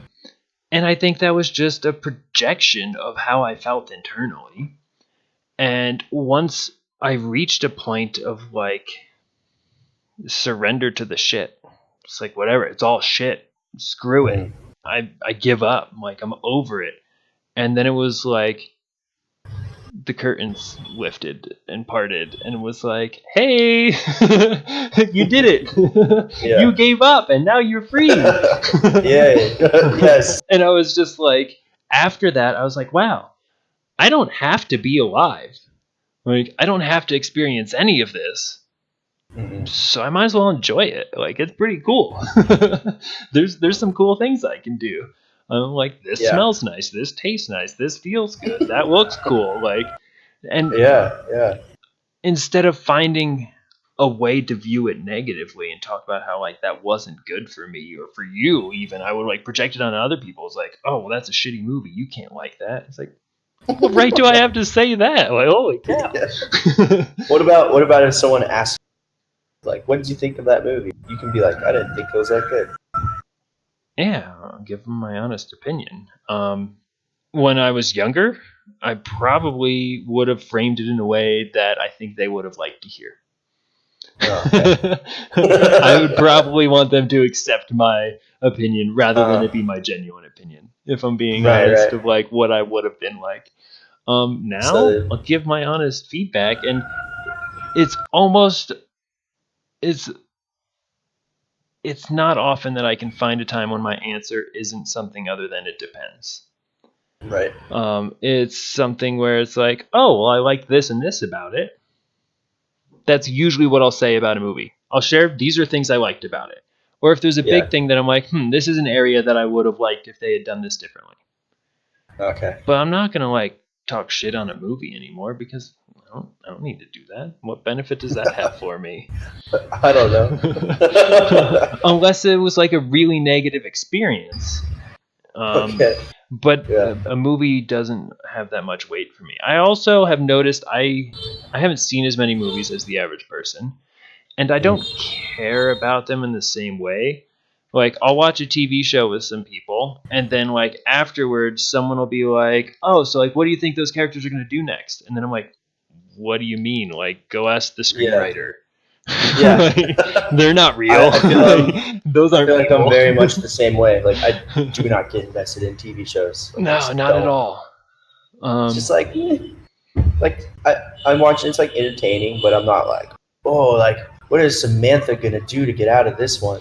Right, because to me, Samantha doesn't exist. Yeah, and someone else already wrote that down. like, don't get me wrong, I've watched like series of TV shows, sure. but I don't find that. And I've enjoyed them, and you can share in the experience if it's a well done movie and the actors do a good job and it's well written and it's well shot. You can experience, like, you can have an emotional response to the movie you're watching. Absolutely. Or TV show, for that matter. But I don't have an investment in the lives of those people, of those characters. Like, that has no importance to me. No, and when I'm done watching it, it doesn't exist to me. They are no more. Right. I agree.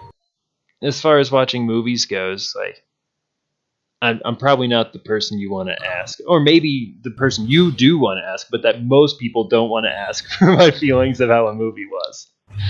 I don't like when I go to a movie, I'm not trying to like obtain for like.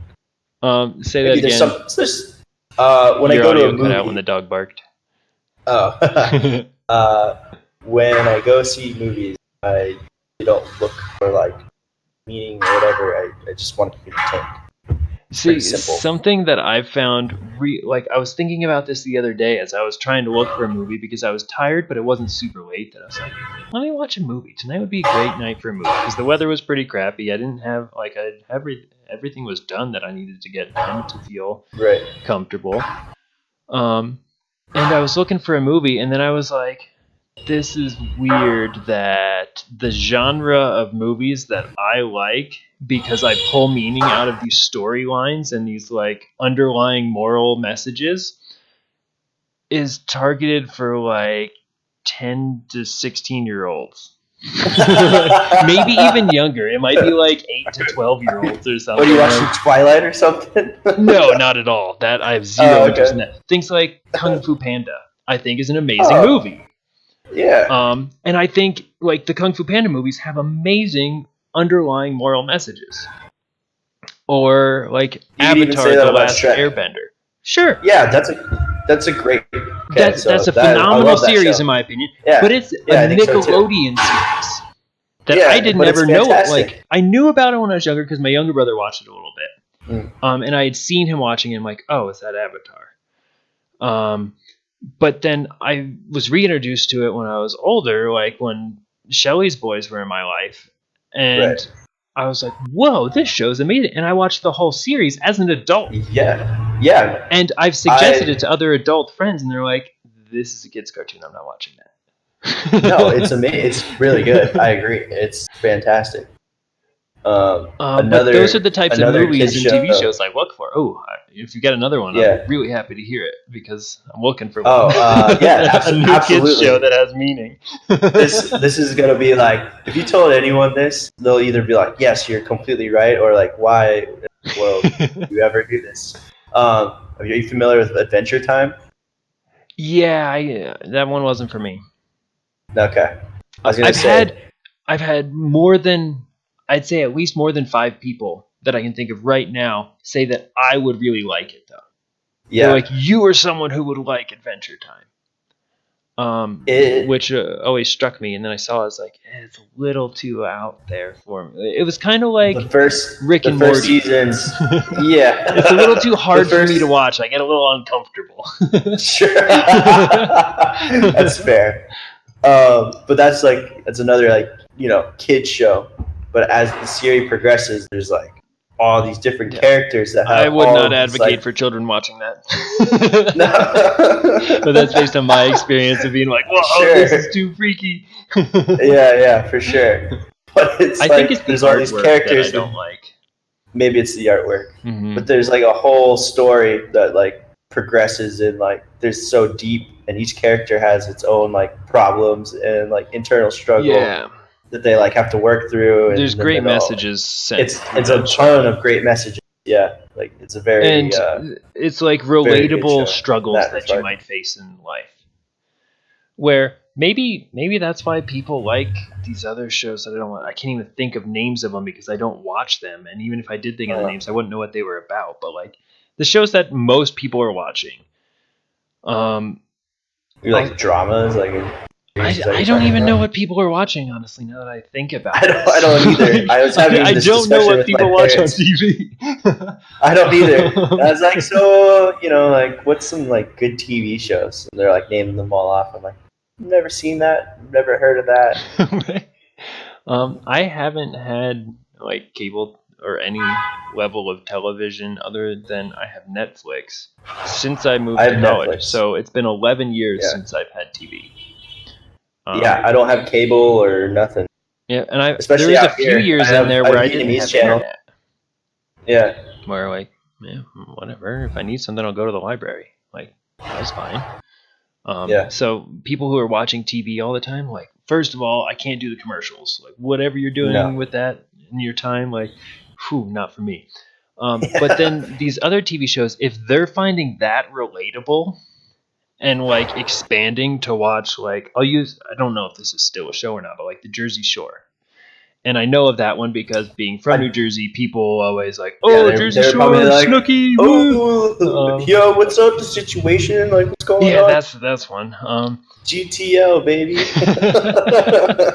Now, were You know you what at that is, that right, tournament? Brian? No, I've heard about Oh, it the though. only reason I know what GTL is because of that tournament. Oh, And it okay. was so funny that like I could play that game because I grew up around it. Like I knew what that How was. far away did you grow up from that whole scene? So my grandmother was about hour and a half, maybe 2 hours away from where I grew up, and she lived at the Okay. Jersey Shore. Like Okay. when we went and visited her, like, what do you want to do? Like, oh, do you guys want to go to the beach? Like, okay, grandma, and we went to the Jersey Shore. Like Yeah. Sandy Hook, like that's Point Yep. Pleasant, all of the places that are the Jersey In that Shore. show. Yeah. So I saw those people, but Were they orange? Tom Barry grew up there. Yeah. He He grew used to up work in the same at a town that place. my grandma lived. Like pretty funny. Oh, okay. Yeah, Yeah, they that's lived in the crazy. same town. Small world. But between the two of us, we were able to like show our team, no, this is what they talk like. This is what they act like. This is how they puff out their chest. Like this is what they Yeah. say. Like this is how they cut their hair. And so many teams were like, "Are you guys from New Jersey? You flew out to Walla Walla from New Jersey?" Oh shit, that's hilarious. But back to that TV show, if people are finding that relatable to their life, now I understand why I don't like it and they do, and we have differences because there's zero appeal to me in that. And like, yeah, there's pieces I could relate to, sure, because we're all humans and we can all relate to something on some level. But my day to day doesn't involve GTL. It doesn't involve going to the gym, getting a tan, and doing my laundry so that I look good. Like, if someone were to ever say like, "Oh, Brian Noon is one of those people that cares about like his image and his like label," something's changed or they're making a joke. Like, right. I don't really care what other people think of me. I don't like to look nice for like work and like special occasions. But I on like to feel good for like, me. Sure. Like at Dean's wedding, you were looking really good. But that's I wore like a really a tie special and a shirt too. Like I wanted to look good and present well there, but not for other people, but for me. No. It was definitely for myself. That's what I feel good doing at that. Right. And it's not I feel good because other people like it. Which that's the whole GTL thing. It's not like this is who I am and I feel good like this. It's I'm validated when I do this. Right. And because I'm validated for this, I'm going to keep doing this because that feels good. And it's that external validation again, that external drive. And maybe that's what a lot of TV shows are for people. I don't want to say it's a waste. A lot from watching the shows, right? It's not a waste. What? It's like a waste. I would say it's not a waste of time for a lot of people. Yeah, that one's hard. That's like a philosophical. But for me, I just like I physically can't sit there for like an hour. Yeah, it does not seem to be expansive. It does not seem to be helping you grow into a better version of yourself or to contribute positively to your community. No, I don't think so. I can't do it. No, I don't. So, if people are doing that, I'm probably going to go do something else. Absolutely. I mean, maybe, and if I'm not, I'll probably just sit there and meditate and reflect on what I'm seeing in the show and what I'm seeing the people in the room with me do, and like look at myself and why are they acting this way. But I also have that disconnect of like that's some people acting. That's scripted. Yeah. Like there's a film crew there and they're gonna reshoot that same scene from another angle right after this, like, and then they're gonna splice it together. That like, I feel the same way. In fact, I find watching people to be much more entertaining than watching like a show. I remember I'd rather go to a public place and just people watch, and I think that is much more entertaining. And I Yeah. don't know why. I just do. I forget what they were talking about. I was talking to someone, and we were talking about. I think it was at a wedding a few years ago, and it was later into the evening, like, and people were getting pretty drunk, and I was on the sidelines just kind of observing it because, like, as you probably picked up, I don't drink. Like, Yeah. have I? Sure, but like not my thing. Mhm. And I started talking to someone that I hadn't seen in a few years, but we had like been like communicating because of the wedding. We were at the wedding and talking to each other, and she made a comment. She's like, "This is almost as good as an airport." And I cracked up because I was like, "Wow, airports are amazing places to people watch because you have people from Absolutely. all over, every different background, Yeah. converging, International terminal. and they're like Crazy. waiting to go do something else, and they're all like totally engulfed in their own agenda, and Yeah. you get to see some funky people." Oh, absolutely. And watch some very strange social interactions that like airports Or are an some ones amazing that place to aren't. do that. I had this interaction. I didn't personally have it. It's one I witnessed, but this dude from America, we're in like the Japanese international terminal, and he's just treating this Japanese woman who's trying to help him with such disrespect, and I got really mad. Like he's like trying to get like an upgrade ticket, and she's like, "I'm not the person to talk to. I can't help you." And he's like, "Why? Why can't you help me? Here, take my money." She's like, "Just take my money. Like I'm trying to give you money." And she's like, and he's like, "What? This is ridiculous." Like making a big scene. And I'm just like, dude, you are making American people look so bad. Like Oh, I just it like, was an American man saying that. yeah, it was an American man saying I thought a Japanese it woman. meant it was a Japanese man and a Japanese woman. No. It's an American man who is talking English to a Japanese woman who has learned English as a second language, Right. who speaks very good English, but it's just like, she told you, man, like you're not helping. The way you're acting and presenting yourself right now would make no one want to go the extra or try and help you out. That's not how you talk. Yeah. And then he goes on this tangent about how like this would never happen in like America, in the Western world, Then and this go is why back. like, Shut your mouth. yeah, I was like, oh, I was like, is this what the world like sees us? And like, I don't know. Just like I try to be a good or like, you know, Yeah, being and I mean, a foreigner in a different country, and I would never act that way, never ever.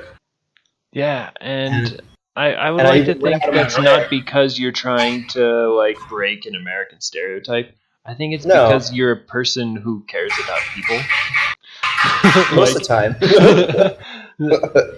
it's more of like a no, that's a shitty thing to do, rather than like, Yeah, ooh, I want everyone to think America's cooler than they think. Like, no, that's but just it's like a just guy like, who's got problems. I'm from the same why country. would It you doesn't mean ever I'm think an that's a ass. way to Like, handle a situation? Like it's not how you talk to people. but it is wherever he grew up. That's what he I learned. mean, That if he didn't who's learn gonna that, help? he wouldn't do it. And that's the piece that Anyways, I struggle with. that was very embarrassing for me to witness, and I wanted to like say something to him because it was just like, who do you think you are? Yeah, Stop. there was a Just time I was going leave through this woman airport. alone. Right. It's like, dude, why are you attacking her?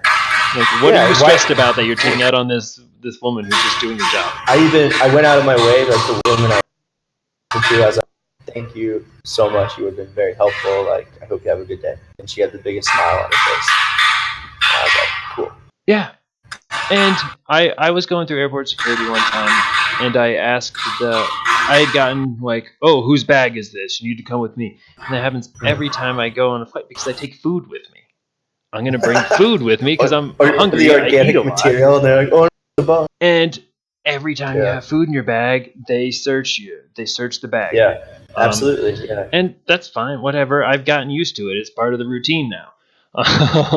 And it's like I have an empty water bottle. I'm going to fill it up as soon as I get through security. and I'm bringing food with me because I'm not going to pay like $24 $7 for for a bag of peanuts. yeah, and then like get a stomach ache from it because it was not good. Like Yeah. I'm going to bring my own food because I'm going to be hungry because I'm going to be traveling all day. I want to feel good. So I always get pulled aside because they search my bag and whatever. Then they're like, okay, you're good to go. But they pull me aside, and there was a ton of people, and it was like really busy in there. And I forget what airport it was. And the person is like, sorry, I have to go through all your stuff. And I was like, no, I get it. This is routine for me. Like I have a bunch of food in there. That's what you're going to find. And as they're going through, I was like, just curious, like how many people give you a hard time? Because they started by apologizing to me. That I was thinking like, wow, you must probably get like some pretty rough stuff that you're like trying to buffer this beforehand of like apologizing. Whereas like, I was like, you're just doing your job.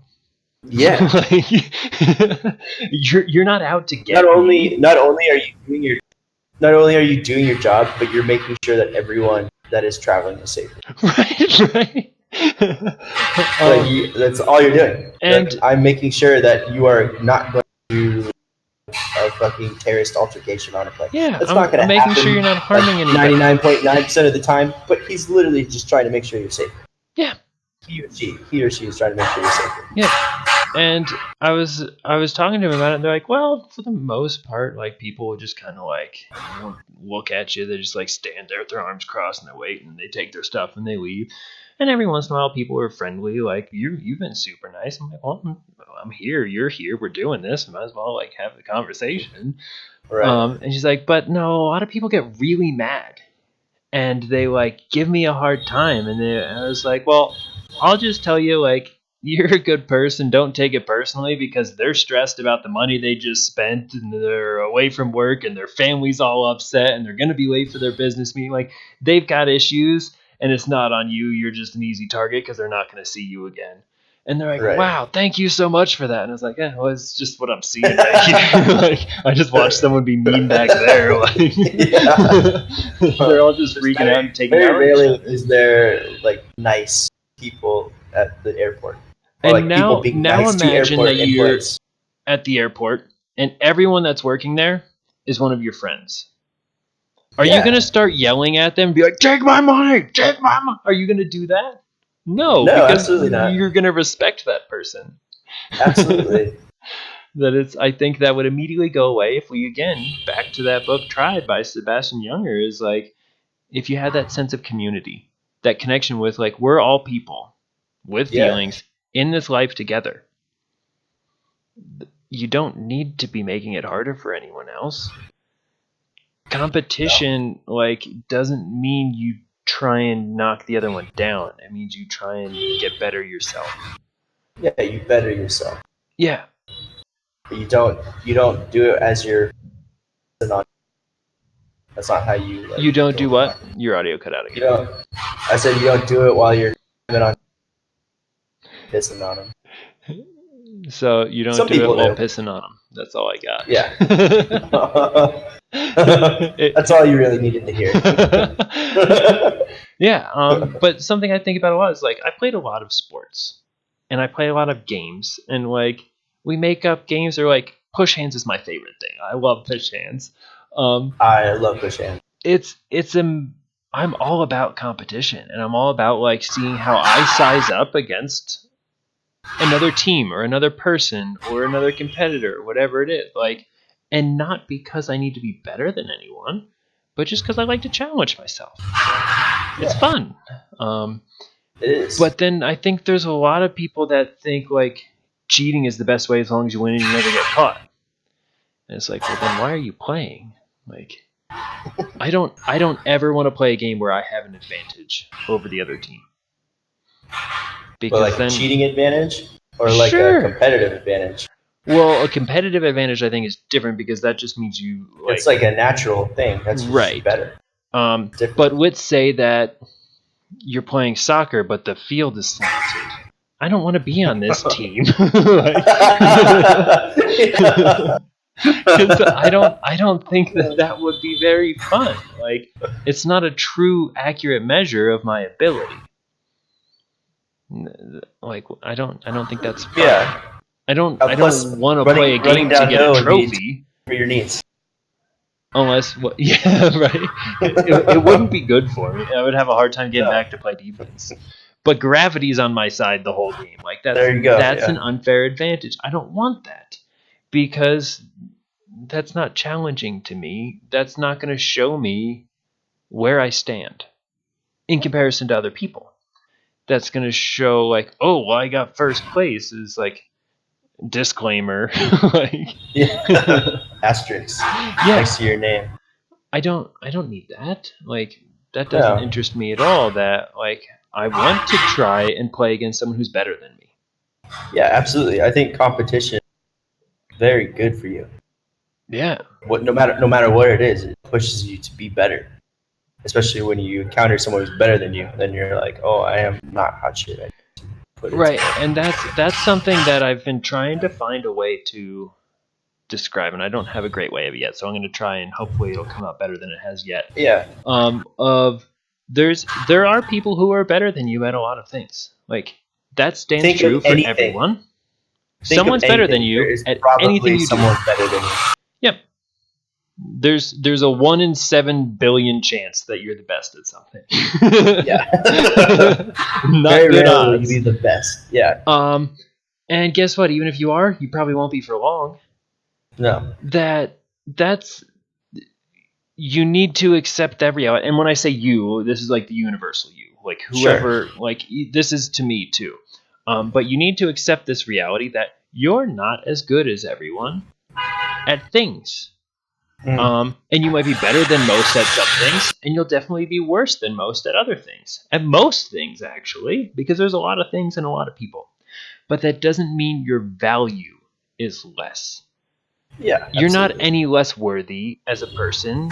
You're not a less lovable person because of you're not good at math or at soccer or at push hands or at like video games, golf, kendama. Yeah, anything you do. Maybe like you're terrible at tying your shoes. Doesn't matter, kid. Like you're just as lovable as that kid who's been tying them since they were like 1. Like why do they know how to do that? Like it's these comparisons to other people of value. I think we're all on the same plane. I don't think anyone is more or less valuable than anyone else. And maybe that's not true. But that's my stance on it. It depends on your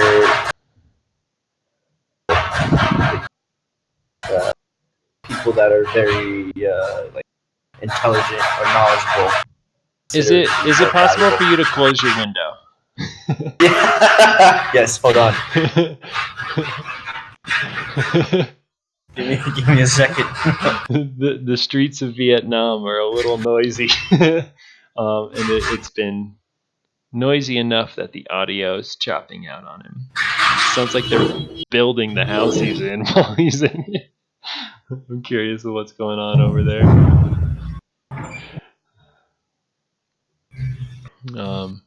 It's still funny to think like it's dark outside now. What time is it?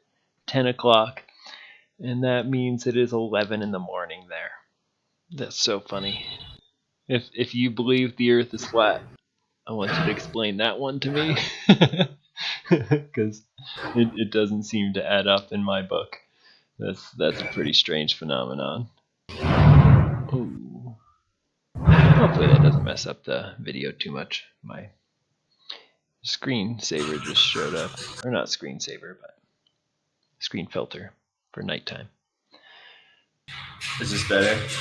It does seem to be better. Are they building your house?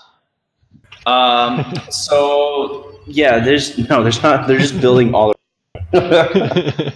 There's literally like construction to the left, to the right, and right in front, all up and down the street. On top of that, there are people like there's street markets like every morning, and people are just kind of out buying stuff. Yeah, the sound wasn't like super annoying to me. I haven't listened back to it yet with the background noise to know like, wow, this is hard to listen to or not. But what was happening was it would reach a level so high that it would cut your mic out. Gotcha. Okay. Because I think it was just like too much sound. Yeah. Yeah, I didn't even notice it. That's awesome. Did you notice it was just like talking to you, and then you're Yeah, like, and yeah, I did notice it. uh, And I don't know if that's because we talked about it before we started. You were like, "Hey, there's a lot of noise," mm, and I've also been thinking the whole time. Like I just said when you walked away, it's 10 p.m. here. It's 11 a.m. there. Like, it's just getting later into the night here, and it's getting like later yeah, into the day there. It's pretty funny. yeah, But you're in Vietnam right now. That's amazing. Like yeah, man, I'm just talking to you like we're sitting in the park here, but nope, you're pretty far away. yeah. I'm I don't know what's it like over 10,000 miles. I don't know, Wow, wow, that would take me a but while to walk and it's a swim. small world. It's a small Well, world, it's relative. dude. I'm serious. It's like it is a small world. It took me like less than 24 hours of travel to get over here. Yes, we also have incredible technology. Yes, we do. You took an airplane that went like Uh, hundreds of miles an hour outside of a level of atmosphere that you wouldn't be able to survive in without a pressurized cabin that was pumping oxygen in there. Like That's that's true. pretty cool. That is cool. Just That's because we can cool. travel around it fast doesn't mean it's that small. I don't know. If I were to It, say it, don't use any vehicles, come back to America, how long do you think it would take you? oh God, it would take me like months. You'd probably die on your way too. Are you saying like no ships or anything like Well, that? sure, but not a mechanical one. Oh God, I probably wouldn't attempt the journey. Right, right. I Imagine would be like back in the day, Tom Hanks stuck on the sailboats. island. Oh Right. God, No, I yeah, think like Tom Hanks got lucky. Most people would probably just drown. yeah, Like you got to find an rescued, right? island is super lucky. You're probably just gonna Oh, drown. that's true. Yeah, but That no, like I wouldn't make the journey if there was not yeah, technology. you're across an ocean either way that I go. Yeah, There's a lot of water with a lot of sharks and big creatures and nasty waves and yeah, crazy weather yeah. and 10,000 miles. I think That's more, but yeah, that's an incredible journey. yeah, And here we are talking like in real time. yeah. This is pretty cool. This is awesome. Thanks again for doing this. Absolutely, man. Pleasure's all mine. Actually, like Not all of so. it. Part of it's mine. Yeah. Okay. Well, some of it can be yours. Thanks. Yeah. Thanks for permission to have joy. Anytime, man. Um, with that in mind, though, are there different things that you see where it's easier to find joy or more joy comes out of the same acts, either in America or in Vietnam, compared to the other one? Can you give me an example? Not really, other than normal happenings in the day to day life Uh, there, where people find more yeah, joy than they do here, or normal happenings in the day to day life here that we take more pleasure and joy out of than there. I think people just have less over here, so people are more content to be happier with less. If that makes sense. Okay. Uh, Yeah, yeah, yeah. like the day to day, like I mean, like they do a lot of the same stuff as you would in America. They all play games. They have like sort of groups or like clubs that I think people get together. Like an example is outside my center, there'll be like these old women that'll listen to like this dance techno and be like doing like aerobic exercises too. That's awesome. So you see like a lot of that. Yeah, I think people are like genuinely like mm, they're yeah they're really happy. I think with probably a little less. Okay. Um, Then things like brushing your teeth or eating lunch. Um, do you think that it's the same level of joy when someone there is eating lunch or brushing their teeth as it is in America? I think like meals over like it is a big like usually a big social event. Okay. So it is breakfast. Not really, because everyone's kind of on the move, on their way to work, on their way to school. Lunch, they get like 3 hours for lunch, and they all go Nice. home. A lot of people go home, and they all sit together, and these like their whole family like sits together. It'd be like 15, 20 people on the floor, like with this big spread of food. They're all just talking and eating, and you can go like even when you go out to lunch, like everyone's sitting together, talking and eating, and it's not like a rushed That's meal. awesome. And that's again Same back with to this dinner. book is like that's a community based society. That's like and Absolutely. it's funny to even use the term community because I think that means different things. Where you said with their family and then you said 15 people sitting on the floor. If you said a Well, it's like their 15 entire person, family. right, and that's my point. You say family in America, people think mom, dad, brothers, sisters, and that's it. And if you have more than Yeah. 7, that's huge. Like Yeah. chances are that it's probably like between 3 and 5 total people. But no, I mean, I will You have see. aunts and uncles and cousins and grandparents all in the same house eating lunch together Yeah, during a absolutely. school day and a work day. It's very common, That's cool. especially like dinner. Like, uh, I'll take my friend's little pedal bike out and I'll just bike around and just like explore. And at night, like I'll just cruise by like neighborhoods and you'll just see like house after house, like, everyone's just like sitting and like eating, or everyone's out in like the street like talking. Their kids are running around playing, or like it's just like it's a total like community neighborhood type environment. It's really cool. It's really cool to just experience it and just watch people like live their Yeah. lives like that. It's really, yeah. So I'd say meals are very. I think they're Um happier. yeah, and they probably find more pleasure out of eating than here Mm. where like people are usually grabbing food like out of a Starbucks window. Like Yeah. there there's not this like, hey, let's all get together for lunch every day. They're like eating in their Right. office or they skipped lunch because they were working through it or it's like there's not this sense of like we're all going to come together to eat. Um, Hmm. and with that'll lead me to another question of do is like siestas like taking a Oh, nap. big time. That's the Oh thing. yeah. Oh, Oh yeah. I've always said I Big would time. love to live in a culture with Yep. that. So like right now, well, let me see what time it is. It is 11:10. Yep. So it's like lunch is gonna go on for about 2.5 hours. Starting Maybe now. like right starting now. Everyone's like on their way home or is eating lunch right now. And then after they eat lunch, they'll go to sleep for like 2 hours, That's awesome. and then the day like starts up again like around Around three, like 2:33. two Yeah. thirty-three. Yeah, your Hmm. audio is still cutting in and out. I'm not sure what that's about. Okay. Um, Yeah. but So the like everyone background eats a sound big is meal. still lessened, so that's good. That's I good. think maybe.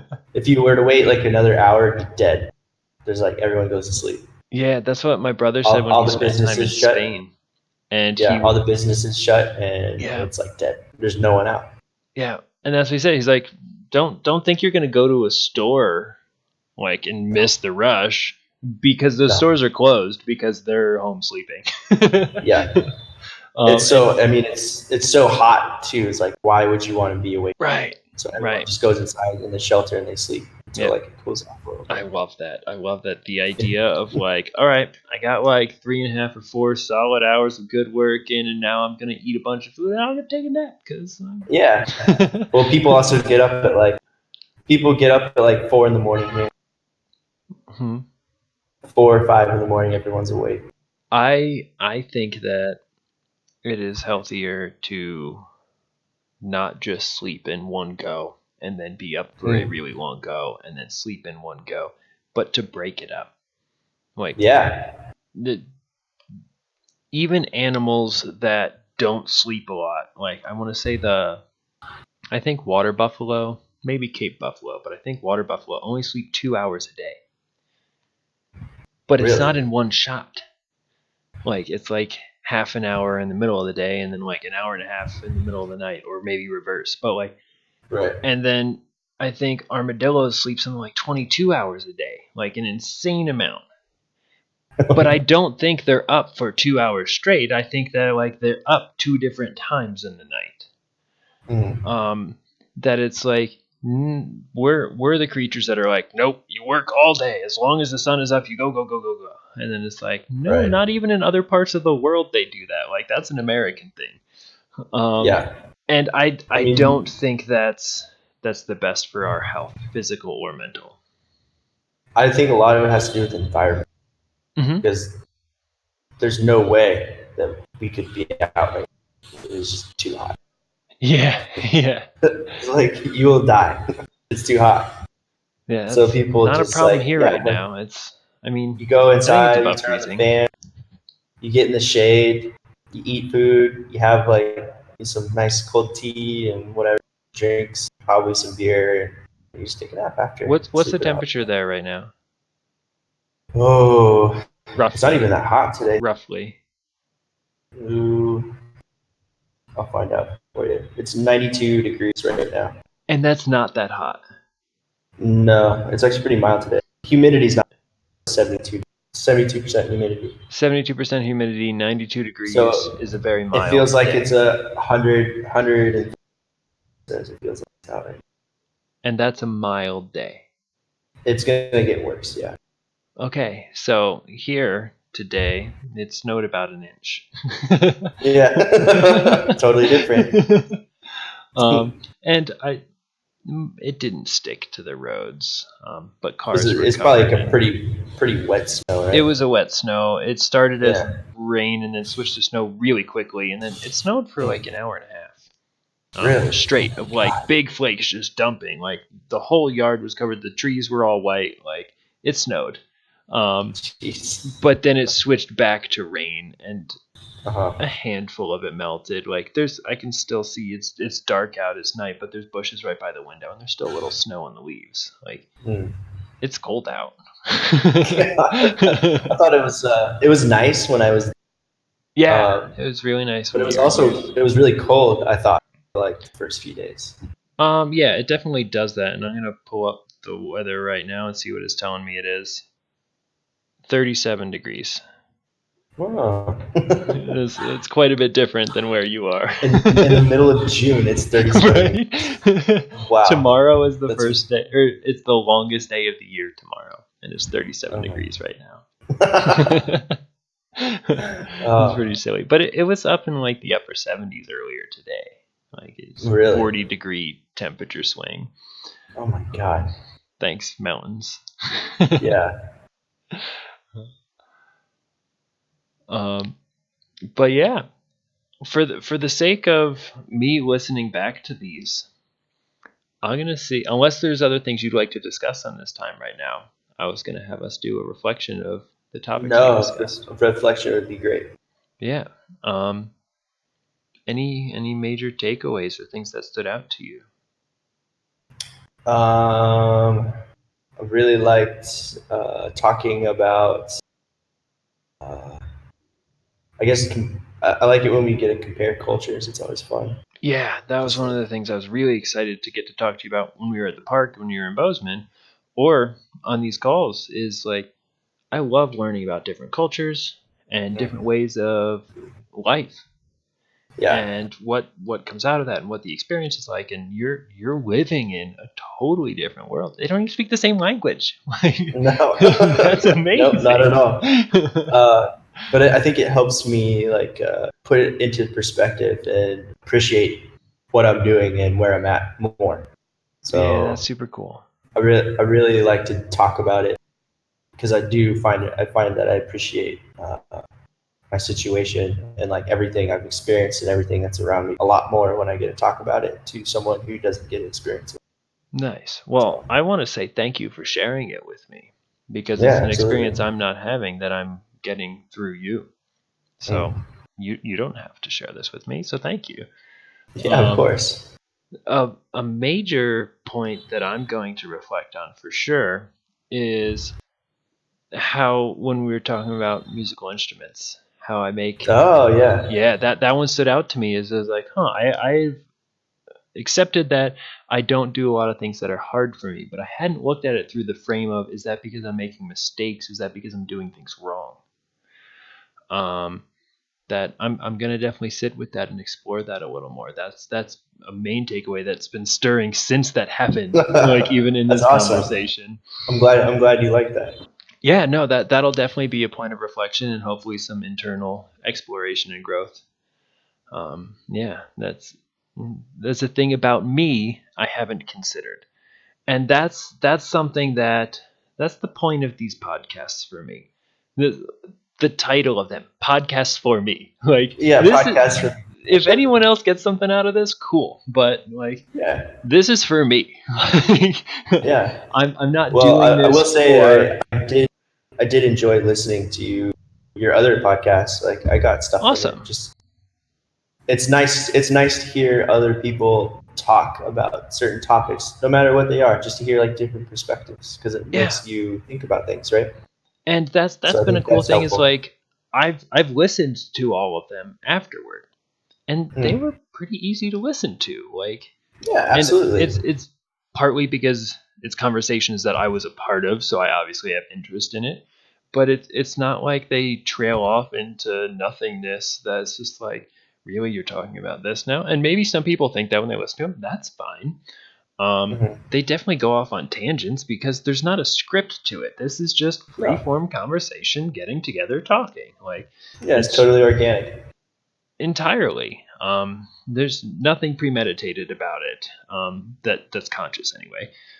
Mm. And I've gotten so much out of it in terms of like reflecting on the way I'm behaving and the way I'm interacting and the way I'm communicating and the things I'm communicating about and what my focus seems to be on. And um, I did have an intention I wanted to bring into this that I Mm. had thought of it a few times, but I don't know how effective I was. I caught one point of something I noticed is I I don't listen as much when I'm communicating via video call as I might when I'm sitting with someone. Ah. And I don't know what that is, but it's like, wow, I need to shut up and listen some more. And there was one No, point it's when you were sharing something and I went, and then you went, oh no, sorry, and then you kept going, and it's like, no, you shouldn't have to be sorry there. I was interrupting. I was doing that thing I do. some of it might have to be doing with like time delays and audio too. Yeah, that's a good point of like the lag So it's period just of like the natural yeah, pause. yeah. Yeah. But I Uh, did notice that in watching these back, and I've noticed other things like, wow, I focused on this a lot, or oh, that's a different perspective than I used to have on that. That way, I'm mm, gaining a lot out of these personally. And mm. when I say these are for me, I don't mean these are for me for likes or subscribers or anything like that. Not what I'm interested in. You're not going to see a video where I'm like, smash that like button, because that's not Don't what I'm doing this for. you're like using reverse psychology now. It's gonna, And dude. This if people guy, this do guy doesn't that, want us to that's watch his videos. fine. It's cool. He's such a rebel. Let's spike him. If people want to do that, that's fine. That's awesome. Even like I would be Yeah. happy to hear that people are taking positive things away and they do like it. But that's not what I'm doing this for. I'm doing this for me because I found it as I haven't been having these in-depth conversations with people all the time because a lot of the people I had these relationships with already, they don't live here. Like they're Hmm. in other parts of the world or they live back in New Jersey or whatever. And it's like this is Uh-huh. a way that I can have these conversations that are meaningful to me. I can have this interaction with you right now and it's tomorrow where you are. Like that's That's right. I'm pretty in the insane. future. Yeah, you're in the future. I'm talking to someone in the future right now. That it's I love that I get to explore myself and view it back because I don't know if you've ever done this before. If you listen back to this, it's pretty weird to listen to your own conversations. Oh yeah, I'm definitely gonna listen to this conversation. Wow, like what am I saying? That didn't really come up for me a lot though. Really? You'll be able to follow that same track most of the time. But I found deeper level reflections I took out of them that I was like, whoa. Mm. After the first two that we did, we had tech issues and they weren't able to get put online. Right. But listening or not listening to them, I was able to listen to one of them. The other one I wasn't. But listening to that one or just doing them, I found that I was like, I can't wait to do the next one. And a week seemed like way too long for me to go before having another talk because I got so much out of it that it was like almost like a drug of like, we want that. Like, that felt good. Yeah. We liked when you did that. That Yeah, is like, I wanted to have these deep conversations because for me, this is me being authentic. This is me being Brian, just sharing my thoughts on life and my experience with other people that I like, that have a different perspective and something else to offer. I'd like to share some. Since we had our communicate or our talk in the park, I found myself trying to have like more open conversations with people. Like Nice. just not even like consciously doing it, but just like when I'm trying to talk to people, I find that I'm trying to sit down and actually talk to people much more in depth. Connecting with them. Right. And I think that just stemmed from our conversation because I did get a lot out of that. And I thought that was. Me too. I really enjoyed it. It was really cool. Yeah. So I had maybe made a point that I was like, no matter what, I'm going to connect with Nick before he goes back. Because that's awesome. one, I need to play push hands with someone. And I'm two, glad you think there I'm was a just worthy this adversary. drive. You're the best person that I play with. Yeah, The person who taught me was probably better, but I've only played with him once when he taught me, and that was it. Yeah. But that conversation for me, I felt like we connected. We were being real. Yeah. There were no guards up. We weren't trying to impress anyone. We weren't trying to hide anything. We were just exploring stuff together through conversation, sitting in the grass. Like, that was awesome. And it was like almost 2 hours before we played push hands. Like, we just sat and talked and did what we just did tonight or this morning. That's a weird one. With ease. That's a funny thing. Like, my younger brother, the recording I did with him is 3 hours and 14 minutes. And that just happened naturally. Yeah. And it's extra funny because he was one of the people who, when I first told him about this, and I was like, yeah, the first recording we did was a little over 3 hours, or just under 3 hours, and the next one was a little over 2. His response was, that's way too long for anyone to want to listen to. You should shorten them. And I was like, well, they just kind of happen that long, and I'm someone who listens to things that long, so I'm still going to do this. But I can try and make shorter ones too. Sure. And I've been unsuccessful. That you should. I think you should just let it happen. And that's what's been happening. But then he gets on a call with me, and we end up 3 hours and 14 minutes later wrapping it up. And when I told him the length of it afterward, because like I hit the stop recording button and uploaded it, and it was 3 hours and 14 minutes. And I was like, hey, we just went 3 hours and 14 minutes. His response was, oops. Because like it just happens. It's so easy to just have these conversations go on and on. Absolutely. And I mean, I felt like this was a natural point for us to close and reflect, but we could have picked up another topic and run with it for however long. Man, I lost track of time. It's almost 11:30 here. Yeah. Like we've been talking for 2.5 hours. 2.5 hours. Just like that, which is awesome. Yeah. And I definitely know I've already taken stuff away from it, and I'm going to take more away from it as I watch it back. So again, on that note, I want to thank you as we close this out.